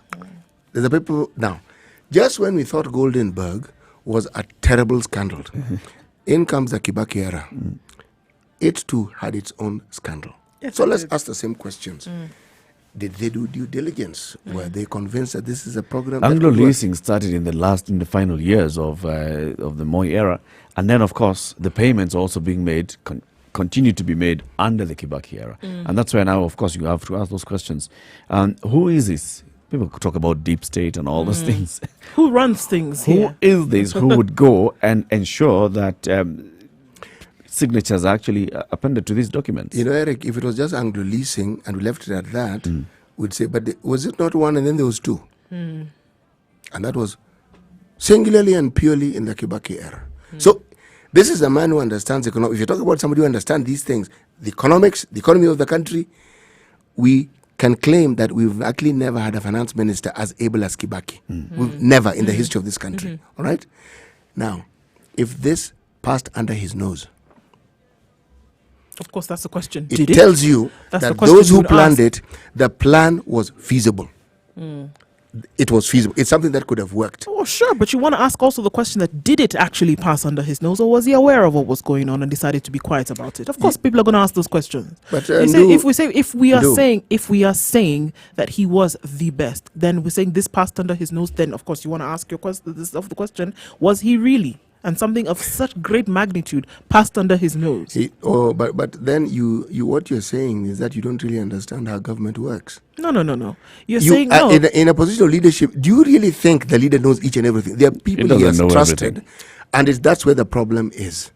It's not with him and his leadership. It's people who, it's people in the system. Yeah, people who he has trusted with the function. Remember, it cost the Minister for Finance's job. We could also you could bring that to other cases where we see today where people who are responsible for a ministry and grand corruption happens, and they actually say, I really didn't know what was happening, and we find fault and say you should know what's happening. Actually, we've said that before. We've said it here. You cannot escape. Yeah, you can't escape. You are damned if you knew. You are damned if you didn't. You cannot escape it. Let's come to the top of the hour. Really this is a Situation Room, Kenya's biggest conversation. Of course, we have been talking about former President Daniel Toroitich Arap Moi, who's passed on this morning. President Uhuru Kenyatta has declared days of mourning starting early this morning until the day the former president is buried. He is going to get a state burial. Good morning. yetu. Nitatetea haki za Wakenya. Wala sitakubali ukabila. Sitaharibu mali ya wengine. Na majirani wangu nitalinda. Wenye nchi wenzangu, Kenya kipenzi chetu, hatutaiacha milele daima. Wenye nchi, Kenya kipenzi chetu. Sugar and spice and everything nice. Spice FM. Spice up your life.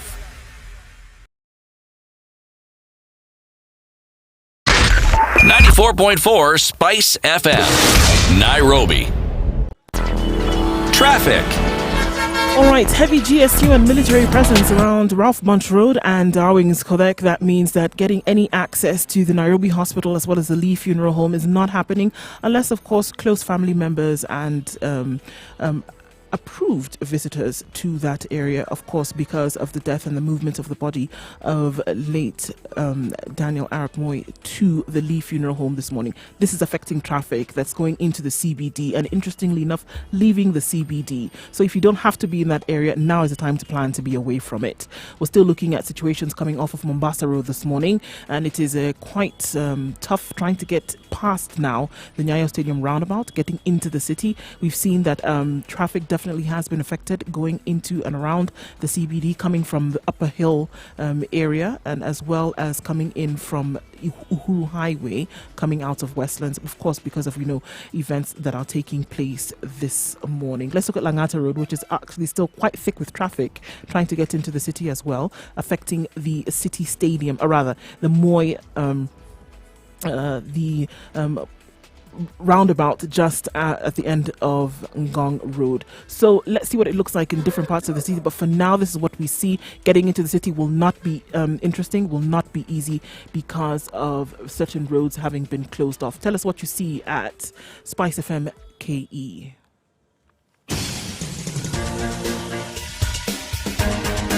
This is The Situation Room, the home of hard-hitting political commentary and penetrating insights about the state of the nation. This is a talk radio experience like no other. The Situation Room, a place for hard truths, debates, and elevated conversations. The Situation Room, witty, political, engaging, deep, controversial. In the room, we have C.T. Muga, researcher, academic, seasoned political observer, a fountain of wisdom in these politically uncertain times. Ndu Oko, Nigerian by birth, Kenyan by choice, communications expert, Pan-Africanist, a truth seeker and believer in people power, and Eric Latin, agent provocateur, the man in the chair, seasoned journalist, news hound, a man who believes in punching up, not down. This is The Situation Room, the only way to start your day. The demise of former President Daniel Toroitich Arap Moi, President Uhuru Kenyatta has declared and directed that we're going to have a national mourning from today until the day of Moi's funeral.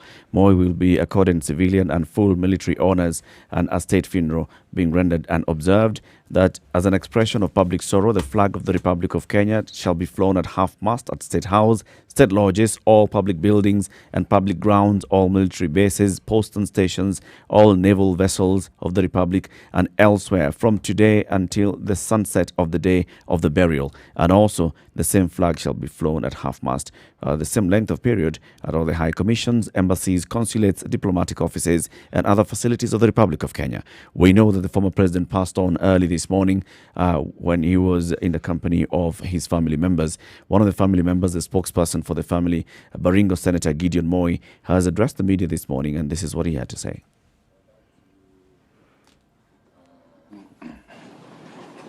I'd like to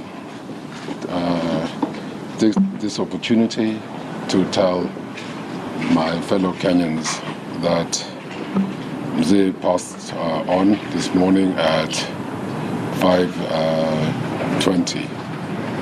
He passed away peacefully. I was by his side. And as a family, we've accepted. And mine is just to give my heartfelt gratitude to all Kenyans and non-Kenyans for the prayers and thoughts that have been given to Mzee and to our family. Of course, the family Thank is you, going to and God have bless you all. consultations Thank with the you. state because the former president is going to be given a state funeral. The family and the government are going to have this conversation and agree on a most appropriate date and, of course, as well, the venue for this burial. We are now joined by KTN journalist Dr. Mercy Karir. Good morning, Dr. Mercy. Good morning. Karibu sana. Thank you. Of course, it's a day of mourning for the entire country, Definitely. the continent of Africa, looking back at the years of former President Daniel Toroitich arap Moi.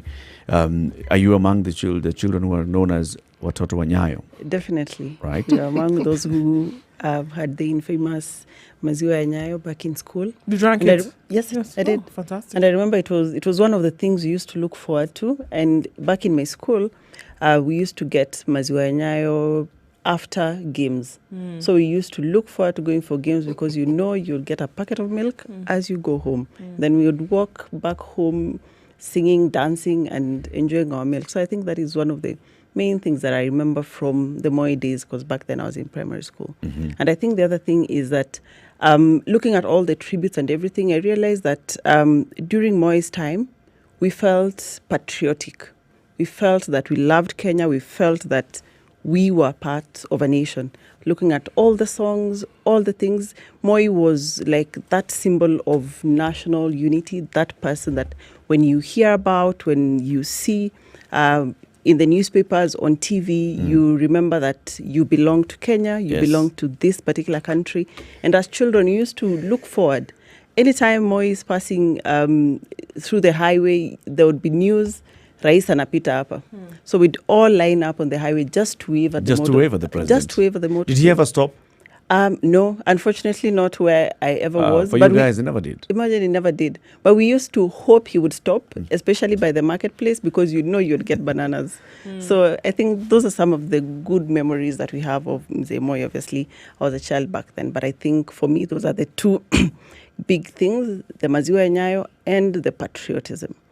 Of course, I had the pleasure of, he stopped a number of occasions, especially in high school.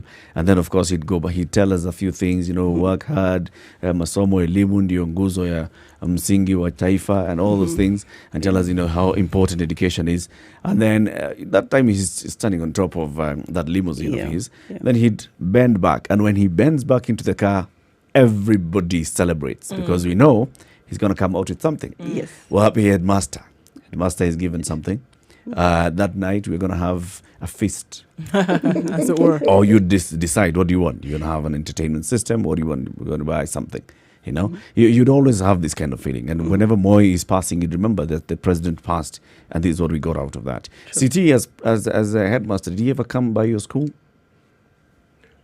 Remember, having been born in the previous century, quite early in that century, around the middle of the century, by the time I was actually working as a teacher and I became a headmaster, it was the tail end of the Moi era. And some of those things had changed.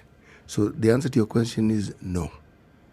I did not experience it, but I experienced visiting Moi at Kabarak on 3 separate occasions when I was a student in the university. Yes, I even had occasion to actually talk to him directly. One-on-one. Yes, I was appointed to talk to him on 2 of those occasions. So he and I actually had a chat. What did you tell him? I can't remember. Come on. How can you not remember? We know the DG has told us, the Deputy Governor of Nyeri has told us her beef was Swahili, and she told the president that. What was your beef? I was a university student. I didn't have a beef. We had gone to Kabarak High School with the school choir, the college choir, Christian Union choir, and we also had a singing group. And there was a separate group that held missions. So it was a Christian function. Christian function. Yes. What I was supposed to say, I had been told to say. It wasn't me going to declare my own wishes. So I merely made a statement, and I can't remember what it is that You I don't said. remember? 3 times. But I remember, Twice. no, twice only. But I remember the outcome. We're given boxes and boxes of biscuits. We're given fruits, All right? What else? Hey, we're given many things. So that I remember. You wouldn't live without goodies. No, you wouldn't. But you what wouldn't. was amazing about President Moi was the ease with which people surrounded him. You'd find that group of people were sitting next to Moi, some were holding him, some were chatting with him. It was actually fairly fascinating to watch. Yes, and he was happy with it. The security was far away. Now, so there was a humane side to Moi that, as I said, if you happen to be in Moi's presence, you may have gone there with the idea of the things that you want to tell him as a politician. You would leave there agreeing with everything that he told you thereafter. He had a personal charm and a personal way of dealing with things that made you understand that what you heard and said and what this person actually was in your presence were two totally different things. How many people do you know of who, as I said, all these occasions that we went there, we met the president. Yes. Personally, one-on-one. One-on-one, And we're he'd sitting allow with you him. to interact. And, Yes, you know, people interacted and we drank tea and then more tea. Hey, lots of tea. But it was a personal interaction and not 20 minutes. We're there for more than an hour. You tell me. Is that not serious interaction? Oh, right. I recall there was a time when I now was working and the students of Egerton University decided to go on strike. He called the leaders. He just told them, come. Tell me about this problem you guys have. What is it? You know that problem ended. He had a chat with them. Yes, it ended completely. And he's not the only one. Even in those days, University of Nairobi students, many times the leaders would go to see Moi. There's a personal touch that we've actually not seen any president having. And when you talk about the education I think we see system, it with Uhuru, though, to be fair. If you look at the images that come out, how Uhuru is interacting with kids will go to visit him and he tells them, sit at my seat. Or even interacting with the general population. When it just, comes to you events. know, come, let's play around. I'm going to bring you guys a bus. He drives the bus to school. Yes. Uhuru is trying to copy a lot of that. Uhuru has his own style, but I'm trying to say the lengths which Moi went to, nobody has gone to those lengths. It's not. I'm not downplaying what Uhuru is doing. I'm simply saying that the lengths to which Moi did what he did, Uhuru has a style and he is personable and he has a lovely touch with the Mwananchi. But Moi's standard, I'm saying, was a bit high. But on the subject of education, when Moi announced free primary education, what support did he have internationally for it? Which government? When did he announce? Remember this milk, for instance, we keep talking about. It was government resources. In the Kibaki era, when we had free primary education, the British government underwrote that. So there was that support. I'm simply trying to say, free education is good for everybody, but you must understand that the effort that people made at certain times, you must again contextualize and understand. Why I'm calling it great was because with whatever limited resources the country had, somebody could think of doing this and actually push the agenda. That's the point I'm trying to make. Was there no international support for this? If there is, tell me about it. If there is, tell me about it. Okay. If there is, tell me about it. And if somebody who's listening knows of that support, they can call in and tell us about it. The free milk program. Yes. All right. So the reason why we have Dr. Mercy Korir in the studio this morning is because today, being the 4th of February, is World Cancer Day. And World Cancer Day is an international day marked on February 4th to raise awareness of cancer and to encourage its prevention, detection and treatment. World Cancer Day is led by the Union for International Cancer Control to support the goals of the World Cancer Declaration, written in 2008. And of course, Dr. Mercy Korir, being a journalist with the Standard Group, specifically working for KTN, you tell a lot of stories on, not just cancer, but the entire, medical journalism as a whole. And I think that's why we want to have you here this morning. So that we talk about medical journalists and what medical journalism is all about. Just start with that. What is this medical journalism thing? Okay. So medical journalism basically is your everyday health reporting, medical news reporting, either on TV, on radio, on the newspapers, online as it is now. But now, this is by a medical profession, as opposed to what we see general journalists delving into health reporting. So that's like the big difference. That's a big differentiator. Yes, that's the big differentiator. And as it is now, not to brag, but I think in the country and this part of the world, the first of its kind. So we're trying to change how we are doing health reporting, how we are delivering health news, and how we are bridging the so-called complex world of medicine and health to layman language without losing or misrepresenting any facts along the way. So hopefully there will be many more medics, not necessarily medical doctors, but also dentists, pharmacists, or anyone else in the medical field that can venture into this full time. Tell us about your profession then. There is unfortunately there is no rules at the moment in Kenya as to this particular profession, being the trailblazer. So I have to figure out and learn from other people. I think the most famous and the well-known medical journalist is Dr. Sanjay Gupta of CNN. I was a medical correspondent in CNN, and you see that with other international media houses, they have medical professionals sitting in as your everyday journalists, but doing specific medical reporting and medical news and features. So for me, what I do on a day-to-day is really package, prepare, produce health stories, health news, help other people in the organization who are doing health news and other medical stories, just to make sure that we have our stories are as factual, as correct, and as credible as possible going out to the general public. So it's just not limited to KTN News or the Standard Group, but also all the other products or all the other products within the Standard Group. So you're a doctor? Yes, I'm a medical doctor. I graduated in 2011 from the University of Nairobi. Then after that, I worked for 4 years in various places, Machakos County, and then in Nairobi, some of the private hospitals in Nairobi, as I was pursuing my master's in communication.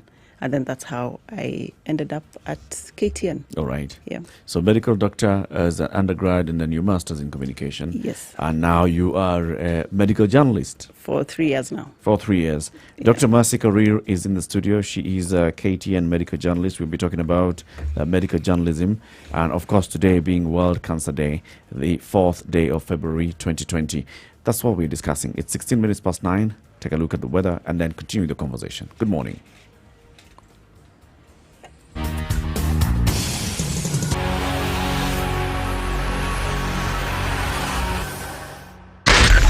Spice FM, Nakuru.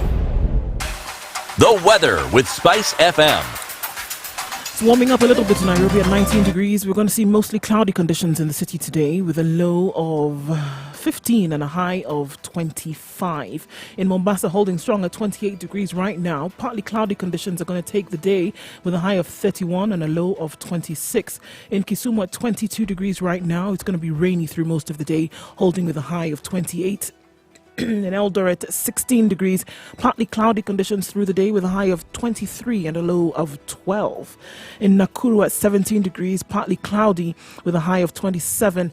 And in Nyeri at 18 degrees, we're going to see showers through the day with a high of 24 and a low of 14. Rounding things out in Malindi, warm day at 29 degrees, highs of 31 with possible showers through the day at a low of 25.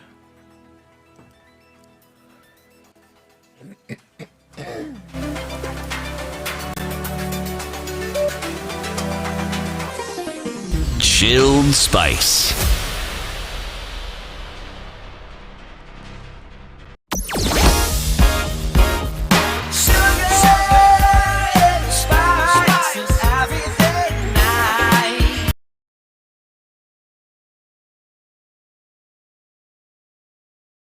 Mature, intelligent talk every morning. Spice up yourself.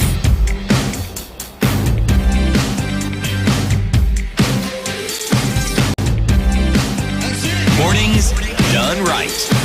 94.4 Spice FM, Nairobi. I'd like to ask you a question, if I may. Yes, please.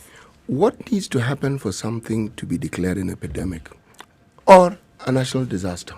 Well, I think there are certain criteria, and for an epidemic, for example, the magnitude, the spread, the speed of the spread, for example, and the people it affects is taken into consideration. So that's why you find viral diseases like the current coronavirus. You've had Ebola in Africa. Yes, we'll come to HIV. Those are considered epidemics when those certain criteria have been met. Now, for something like HIV, for example, HIV was declared a national disaster. One, because of it needed to be curtailed because of the effects it was having, both on the public, that many people were dying at the time, and two, treatment of HIV was not readily available at the time. So by declaring it a national disaster, then you can marshal resources towards treatment, towards care, and towards all the programs that we've seen so far, and to where we are now, where we can see HIV is well under control, because as we are now, we are okay with HIV compared to back in the late 90s, early 2000s. We're okay. Yes. Okay. We are comparing it with where we have come from, Meaning where a lot the has been mortality done. was like 20%. Yes. Now we are at 6%. So we are doing okay. We are not yet there, but we are doing okay comparing with where we are come from. And then the numbers that it was affecting, the population, I think right now we have about 1 million people, for example, who are under treatment for HIV. So back then, some measures needed to be put in place for us to be able to control the spread of HIV and to control the infection. But part of the reason why you only have 1 million is because some of the ones who are HIV positive died. Died off. You would have more. And unfortunately, but If you- remember, has the what is the current prevalence and what has it been reduced to? the current prevalence, we are about 6-7%. Okay. 6 point something. Let's say 7%. Incidences? New infections? New infections, we are at, last I checked, I think it was at 70,000 per year. Compare that with where the country has come from, where you are having new infections at the hundreds of thousands. Actually, where I'm going with this, I'm not doubting those figures. I'm saying, so long as you have new infections, those under treatment, the numbers should not have been going down because they would have been adding to the numbers that existed.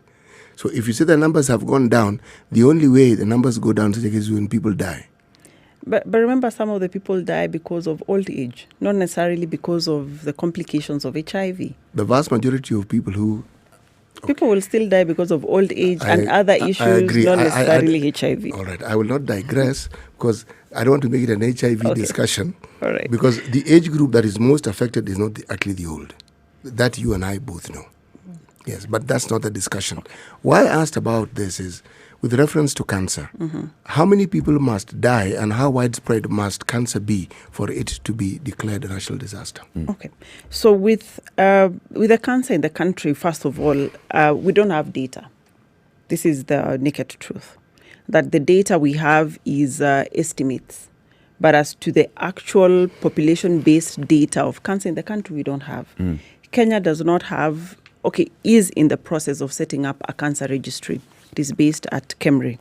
And the statistics that we have are estimates based on mortality reports by hospitals that are reporting so-and-so have died, or chiefs reporting so-and-so have died. So not necessarily confirmed to have been cancer cases. So that is where the country is in the process of setting up a cancer registry.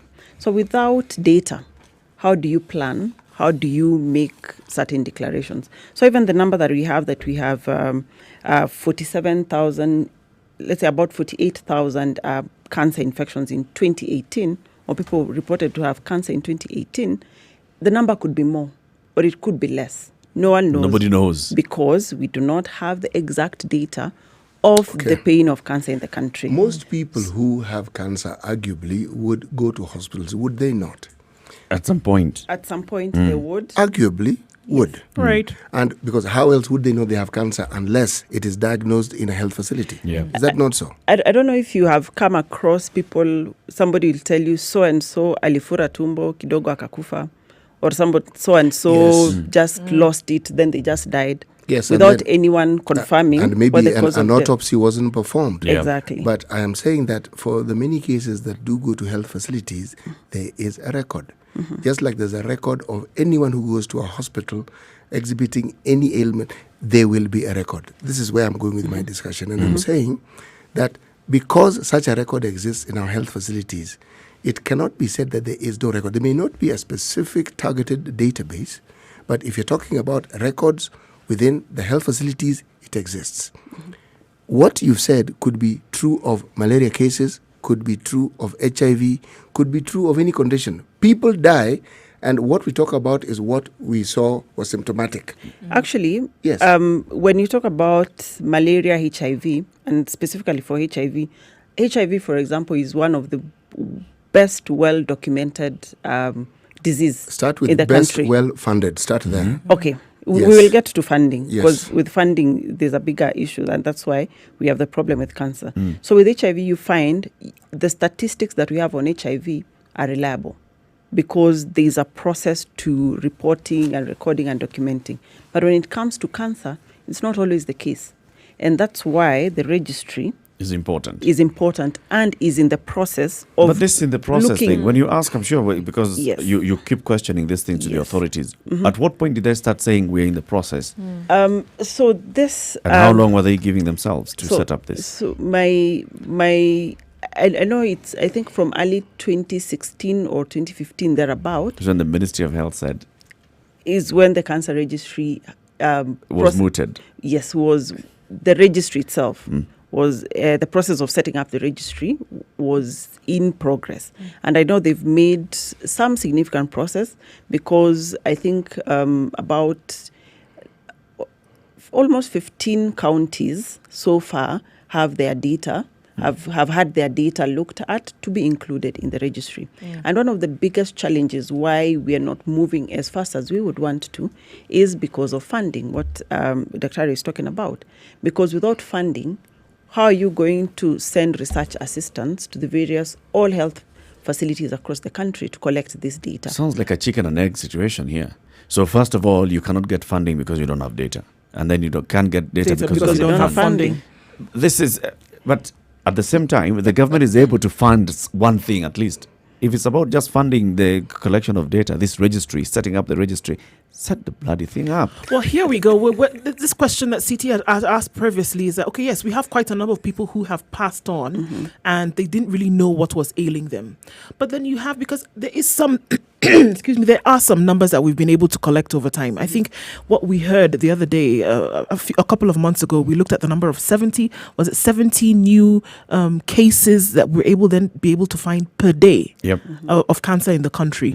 Because these are individuals who are going to medical facilities. Of course, you don't go into a facility today and you're found to have cancer the same day. There's a process that you must go through. Tests are done, certain things are revealed, and then you're seen to have cancer at whatever stage you're diagnosed. Exactly. But this information is being collected at a medical facility. On a daily basis. It is on a daily basis. So let me just clarify. What stops, as you go to that, what stops then this information that is being collected at these medical facilities across the country, then from going from that point to this registry? That's what they're trying to do. That's not what they're trying to do. Since 2016, they've been trying to do that. Yet the same government keeps telling us, one of the leading cancer killers in Kenya is cervical cancer. That's not what I want to have. That's not what I want to clarify. There is a difference between population-based data, which means actual numbers, and estimates.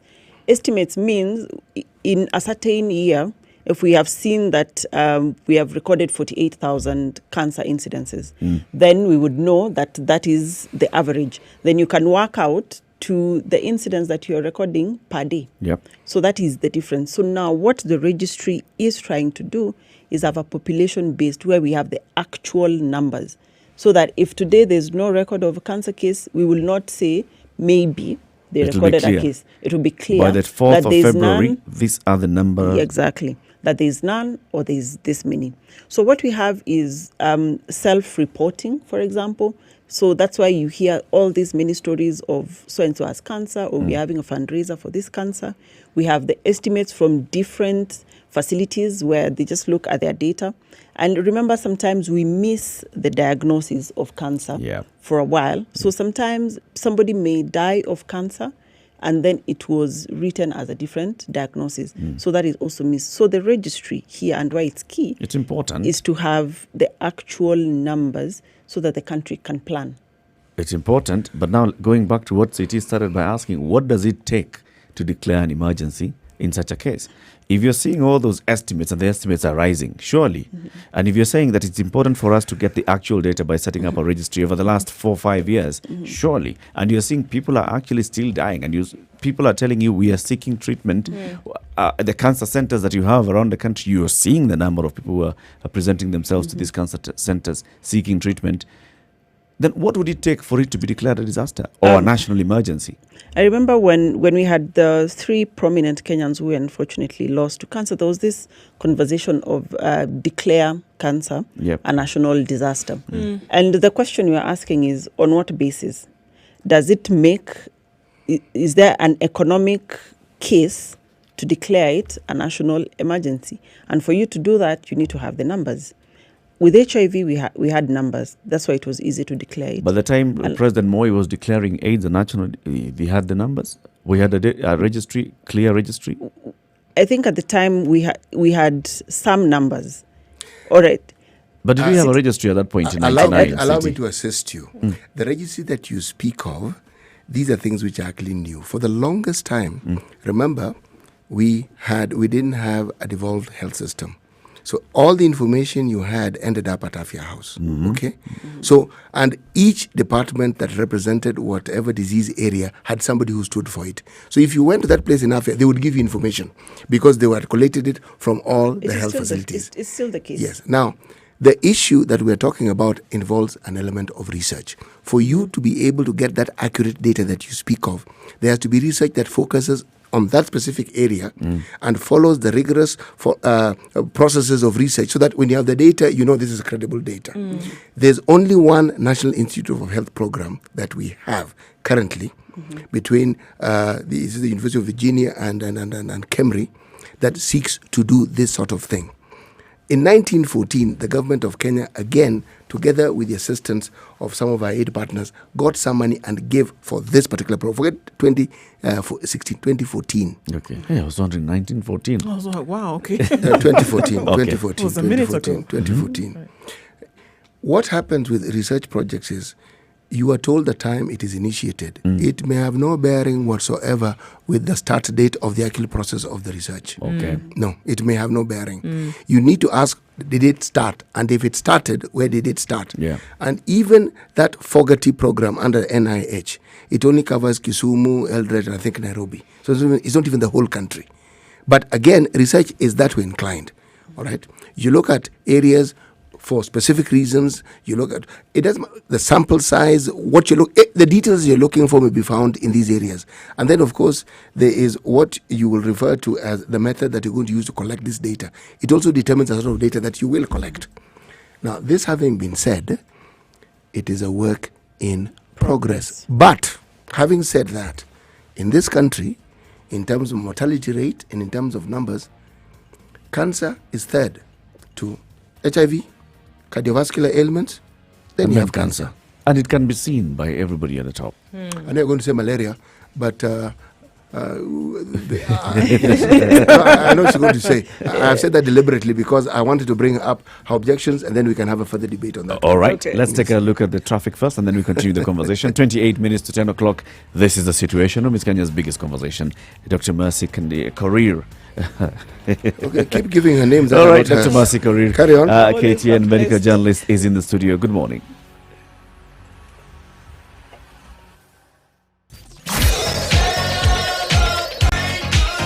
The 80s have never sounded so good. My favorite songs of the 1980s. 94.4 Spice FM, Nairobi. 102.5 Spice FM, Kisumu. Traffic. All right, heightened traffic wherever you look in the city today. If we're looking specifically at Nairobi, closest to the CBD, that's coming off from Gong Road, as well as coming off out of Westlands and Mombasa Road. Trying to access the city centre is a little bit more difficult because of the fact that certain roads have been closed off. Everybody really complaining about that. We still have the bumper-to-bumper situation on Mombasa Road, and it is not light at all. It will be a little bit of misery and a lot of patience as you're trying to get into the city. That's what we see the Langata, of course, Langata Road headed to town, obviously not moving either because we have a lot of diversions today, again, because of roads that have been closed as early as 7:30 this morning. So that's what we see. It's going to be like that for a while. Exercise patience, folks, and also approach with caution, as what we see sometimes is that people get a little bit more nervous when there's heightened levels of traffic. So let us know if you find an alternate route. We'll let you know as well. Spice FM KE on Twitter. You can give us a call, 0719 012 600.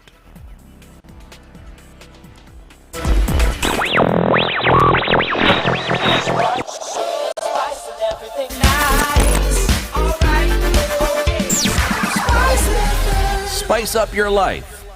96.1 Spice FM. Kisi.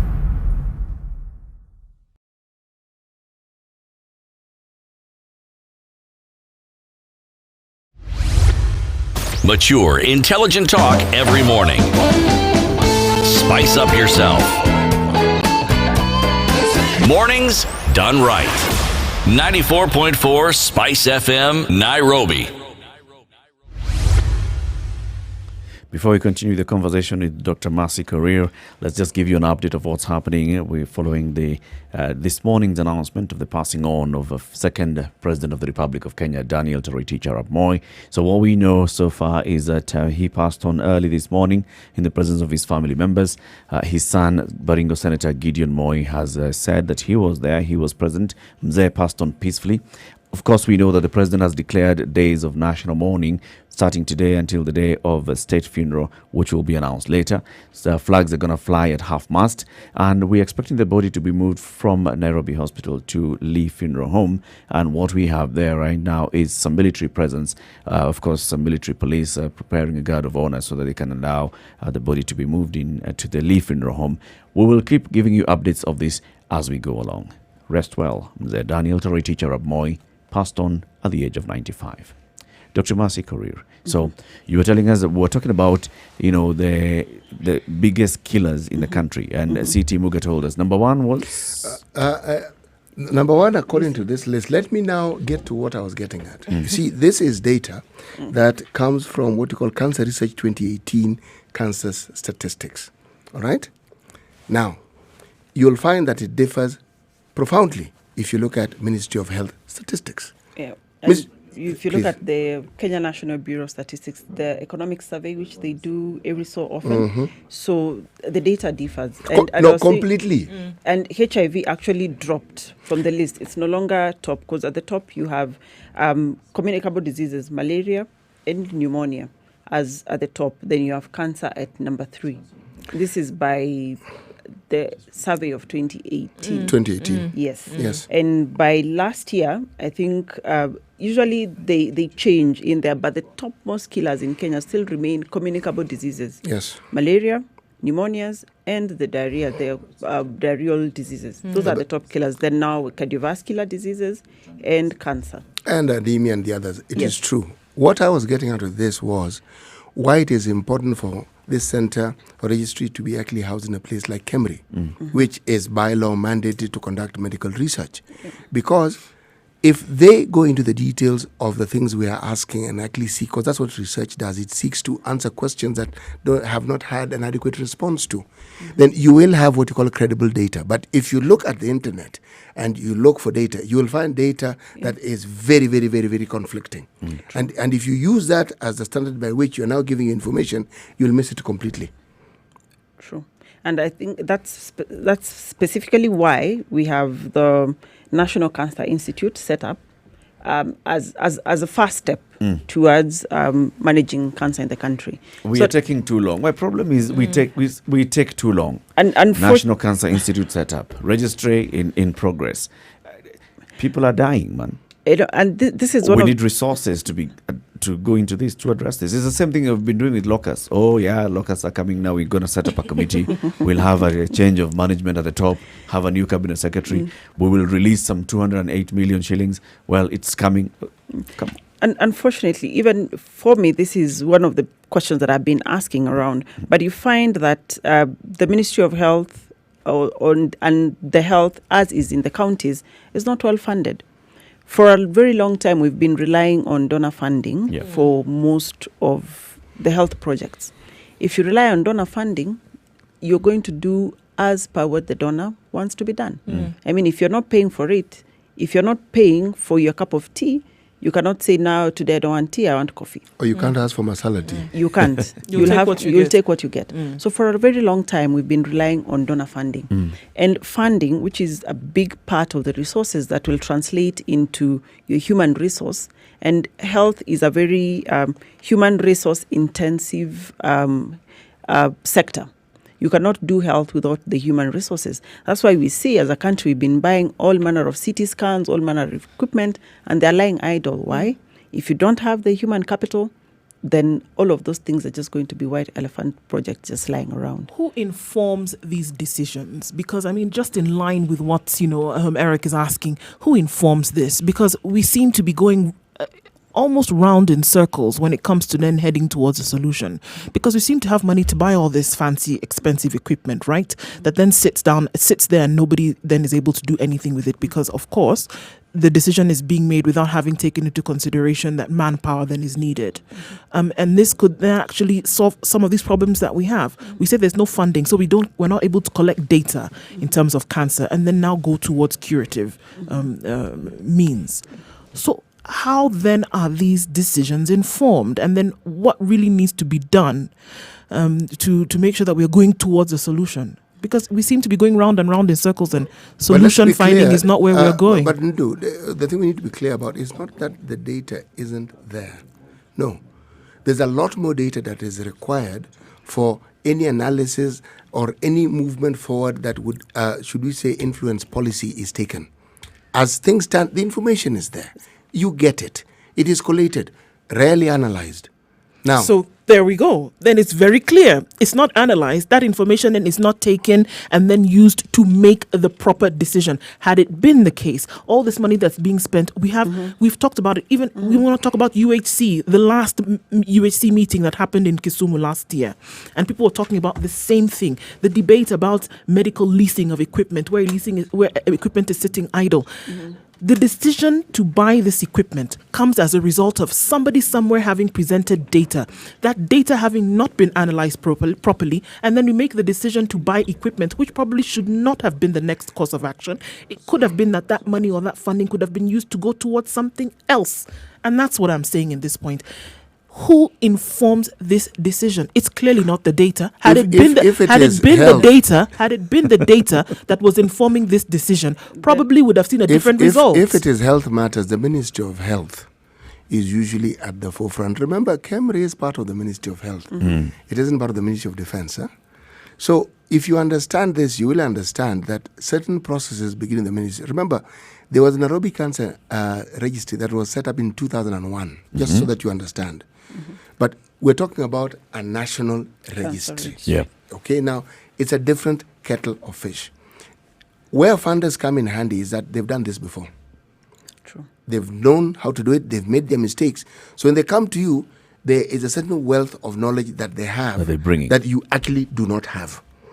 Now, but where now the failing comes in, as you correctly put it, Ndu, is the process these things take. We all lament it. The lengthy process, and I tend to agree with her, we have our priorities set upside down. We are looking more towards curative, and that's why you hear almost every governor wants to put up a cancer center. We have a cancer center being put up in KNH, Kenyatta National Hospital, which is still in progress. The Standard reported last week, I think it's at 28% completion. Yet people every day... KU has a cancer center coming up. Yet you find people every day are being diagnosed or are either dying of cancer or are suffering catastrophic effects of cancer. So the question is brick and mortar the solution, or is sending the requisite personnel to the existing health centers, hospitals, and we have so many of them. I think a county like Nakuru, for example, has, I think, 674 health facilities across the county. Nairobi has about 86 health facilities across the country. Yet we hear about the city, actually. The city. Yet you hear about one people going to Kenyatta. So what are we doing with all these mini health facilities to make sure they work for us. Because of what use is it to get diagnosed at stage 4, while I could have been going to my nearest health center for regular picked up checks, immediately. and it's picked up immediately, where the cost of treatment would be way less. Yeah. And I would have a higher chance of cure and living longer. So we are treating everything from downstream instead of being Very upstream. reactive. Yes, and stopping all of these things from when now they're bad. I agree. We need a cancer treatment center because 65% of the cancer cases are diagnosed either stage 3 or stage 4. So we need a treatment center for those To deal with those ones. To deal with those ones. can I- But a Improve lot of the the primary effort, healthcare centers. Yes, a lot of the effort. I would, if it were up to me, I would put 30% in the treatment centers and 70 in these other facilities, lowest- because you can manage stage 1 and stage 2. And this has to concurrently happen with training human resource. It's interesting that you said that you can manage stage 1 and stage 2, because then we have very many. I read a report recently, and we have coming out of Kenya, and we have that quite a lot of the cases are people then who have been sick for a long period of time.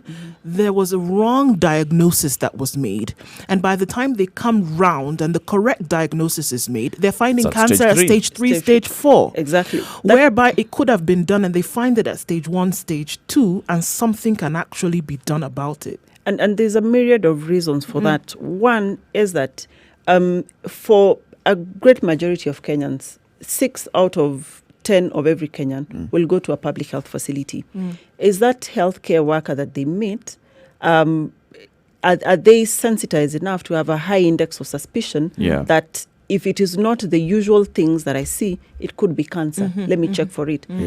Are they sensitized? Are they sensitized enough to pick that? They are not. So that's why you find stories of somebody who's gone to hospital every now and then. They have a sore throat. You cannot have a sore throat for 1 month. That's what I tell people. You cannot have a sore throat for 1 month. Or somebody is always being diagnosed of amoeba and typhoid. You cannot have that for 1 year. So you find that the healthcare worker that you find may not have the high index of suspicion to see that if your sore throat has not cleared in 3-5 days, then I need to think otherwise and check something else. That's one. 2 is our health-seeking behavior, and this comes with issues of finances. Yes. People are either not covered, or if they are covered, it's little money that will not cover much. So if I have a sore throat, for example, I'd rather go buy Strepsils and hope it goes away. Self-medicate. Self-medicate, because I'm thinking if I go to hospital, I'll spend this money. If you're insured and you have children, Start you're thinking exhausting the about, insurance. I'll exhaust my insurance. If you're in the village, then are you buying food or are you going to buy medicine? Are you looking for school uniform or are you buying medicine? So you find people also postpone. Yeah. So there is a lot which, in my opinion, is very systemic. And we should not approach managing cancer or taking care of cancer as cancer alone and a silo, like what we did with HIV or what we want to do with diabetes or hypertension. What we originally did with HIV. Yes. So we should with time, it changed. We should look at it collectively as a health system, a whole health system. If we are working towards UHC, where everyone has access to health, then it should be all the way from the minor ailment of a flu all the way to serious ailments like cancer, not just in silos where now we panic because of one issue and we forget that there are other issues that kill people on a daily basis. I and keep much saying faster. you'd think that some of these things are pretty obvious, They are. especially because for the people who are in this field, this is what they deal with on a daily basis. So when you come out of this short break, we'll ask you, because you've asked them these questions, what do they say when you ask them these questions? 13 minutes to 10 o'clock, this is a Situation Room. Dr. Mercy Korir is a KTN medical journalist. Today is World Cancer Day. We are talking about cancer and dealing with cancer as a country. Good morning.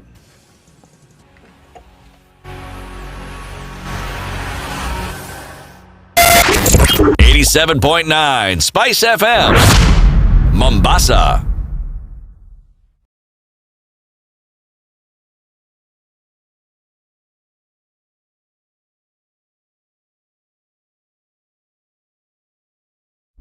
Classic soul, R&B, smooth jazz, neo soul, and nostalgic ballads. Make some noise. You're listening to Spice FM.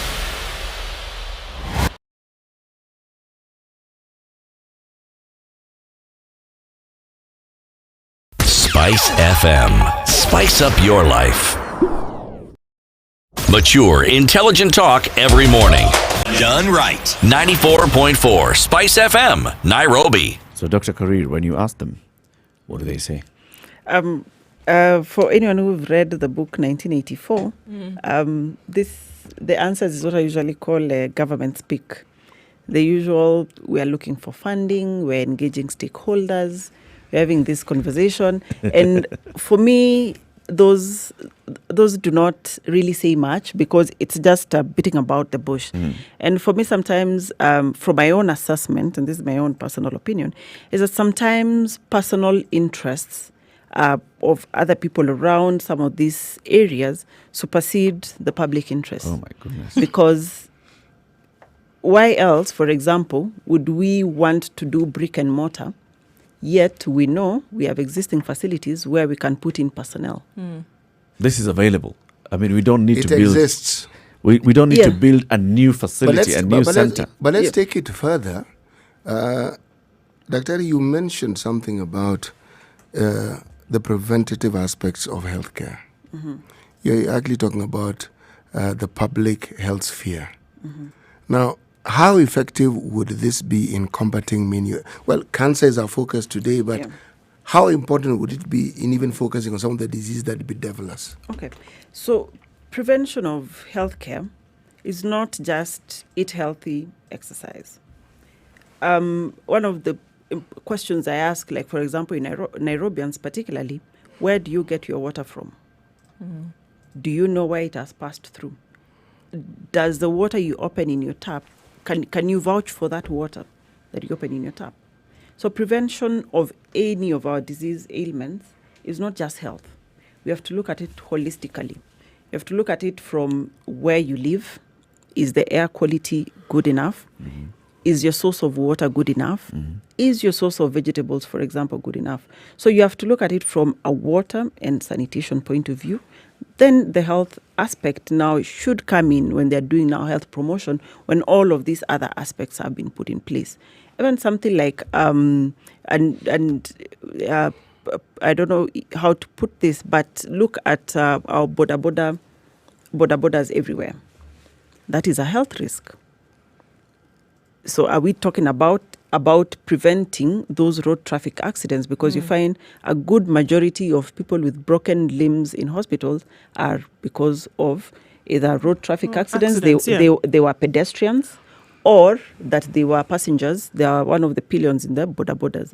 Are we also looking at it like that? So prevention of all the diseases bedeviling us is not just a Ministry of Health perspective. It has to be looked at it holistically with all from agriculture, from water, from all of those aspects, so that now the health can just coordinate and make sure all of this work. As a country, are we able?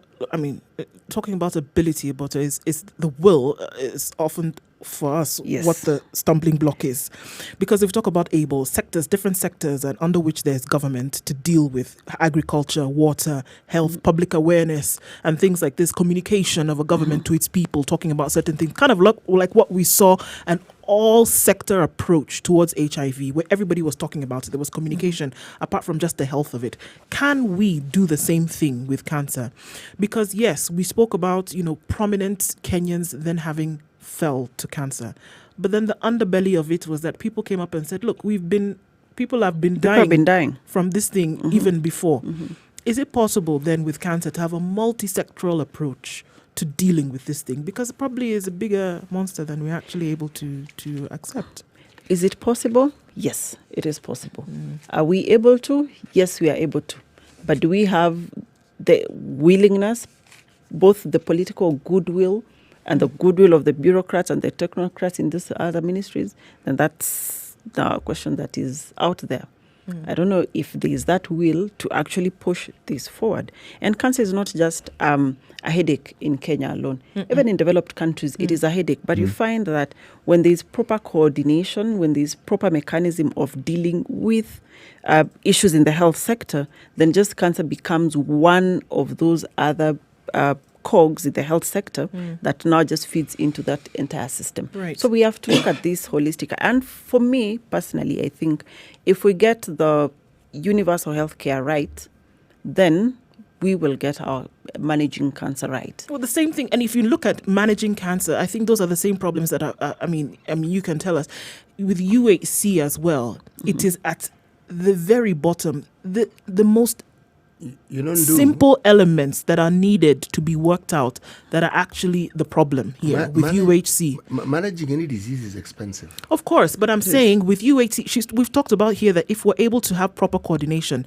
and looking at UHC, using UHC then as a vehicle through which something like cancer can be sorted out. But if you look at UHC holistically itself, the problems that are dogging UHC even now before it has been properly rolled out is the very basic things. Do we have the basic things that we need in health facilities across the country, like water, like electricity, like human resource? That is going to stop this vehicle from moving.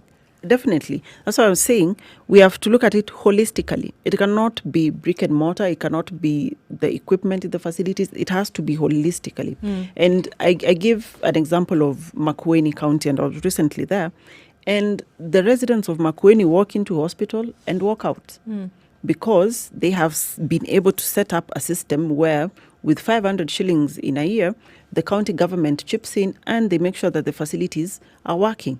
The facilities that were not previously doing cesarean sections, for example, are now able to perform.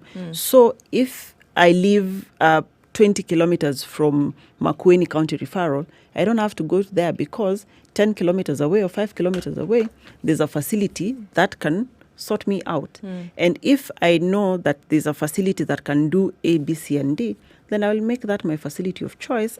And if that facility is well equipped, well managed, well funded, then we can be able to start picking some of these things and managing them, even in mashinani, without everyone having to come to Nairobi or go to India, South Africa, or any other country. We'll be able to actually run this. So for me, it is more systemic than just a cancer problem. But cancer becomes big because of the effects it has, both financially. It can be catastrophic if you have some money, or impoverishing for those who are poor. So that if you didn't have, now you don't have. Can cancer be prevented? I get that question more often than not, and it's usually one of so the causes of cancer or the predispositions to cancer are many. So, for example, if you work in a radioactive place, let's say you're in a radiology unit, you can prevent it because you'll wear protective gear. So in that aspect, you can prevent it. If you're genetically predisposed, then I think for me, you can only delay the onset of cancer by taking certain measures into place, like proper diet, keeping fit, regular checkups and whatnot. You can pick it early when it is diagnosed early. And for some, like prostate cancer, breast cancer, cervical cancer, they can be cured. Let me say cured because if it's in an early stage and it's picked early, then that can be managed. It can be managed and reversed. Yes. At some point. At some point. But if it's late, then there's hardly anything that we can do. And that is one of the things that I hope as a country we can start discussing, managing cancer in stage 4, where you can have, people can start having conversations of end-of-life care and not actually seeing this as condemning somebody to death. Recently, I met a lady who 10 years ago was diagnosed with stage 4 breast cancer, and it's 10 years later, and she's still strong. Because she told me she just had a change of mentality. Change of mentality, and to see that this is not going to weaken me, and I'm going to do A, B, C, and D. I will fight it, and obviously taking certain measures into place, pain management, some medications that not. There are other things you'll have to do because you cannot change mentality and just sit and not do anything about it. Dr. Mercy Korir will invite you again, of course, to come so we can have this conversation again in depth. Cancer is, of course, ravaging the country. Yes, we know that the government says it's doing something about it. Also, we know that there are people who, everybody knows somebody who's going through cancer treatment around the country. This is something that's big. Of course, the breaking news this morning, as announced by President Uhuru Kenyatta, is that former President Daniel Toroitich Arap Moi passed on early this morning, passed away at the age of of 95. The country is now in an official period of mourning from today until the day of the state funeral. The state funeral shall be announced. The body of the late president is, of course, right now preparing to be taken to Lee Funeral Home from the Nairobi hospital, where it was, where he was when he passed away early this morning. We'll have more conversations on this, of course, the Moi legacy as well tomorrow and days to come. This is a Situation Room. Thank you very much for tuning in. Say goodbye, guys. Have a good day, folks. We'll talk again tomorrow. Thank you for having me. Hopefully we can have this conversation further. We cannot exhaust it in one sitting. Of course not. Of course. Let the conversation continue. Let the conversation continue, indeed. And the country is in mourning this official days of mourning.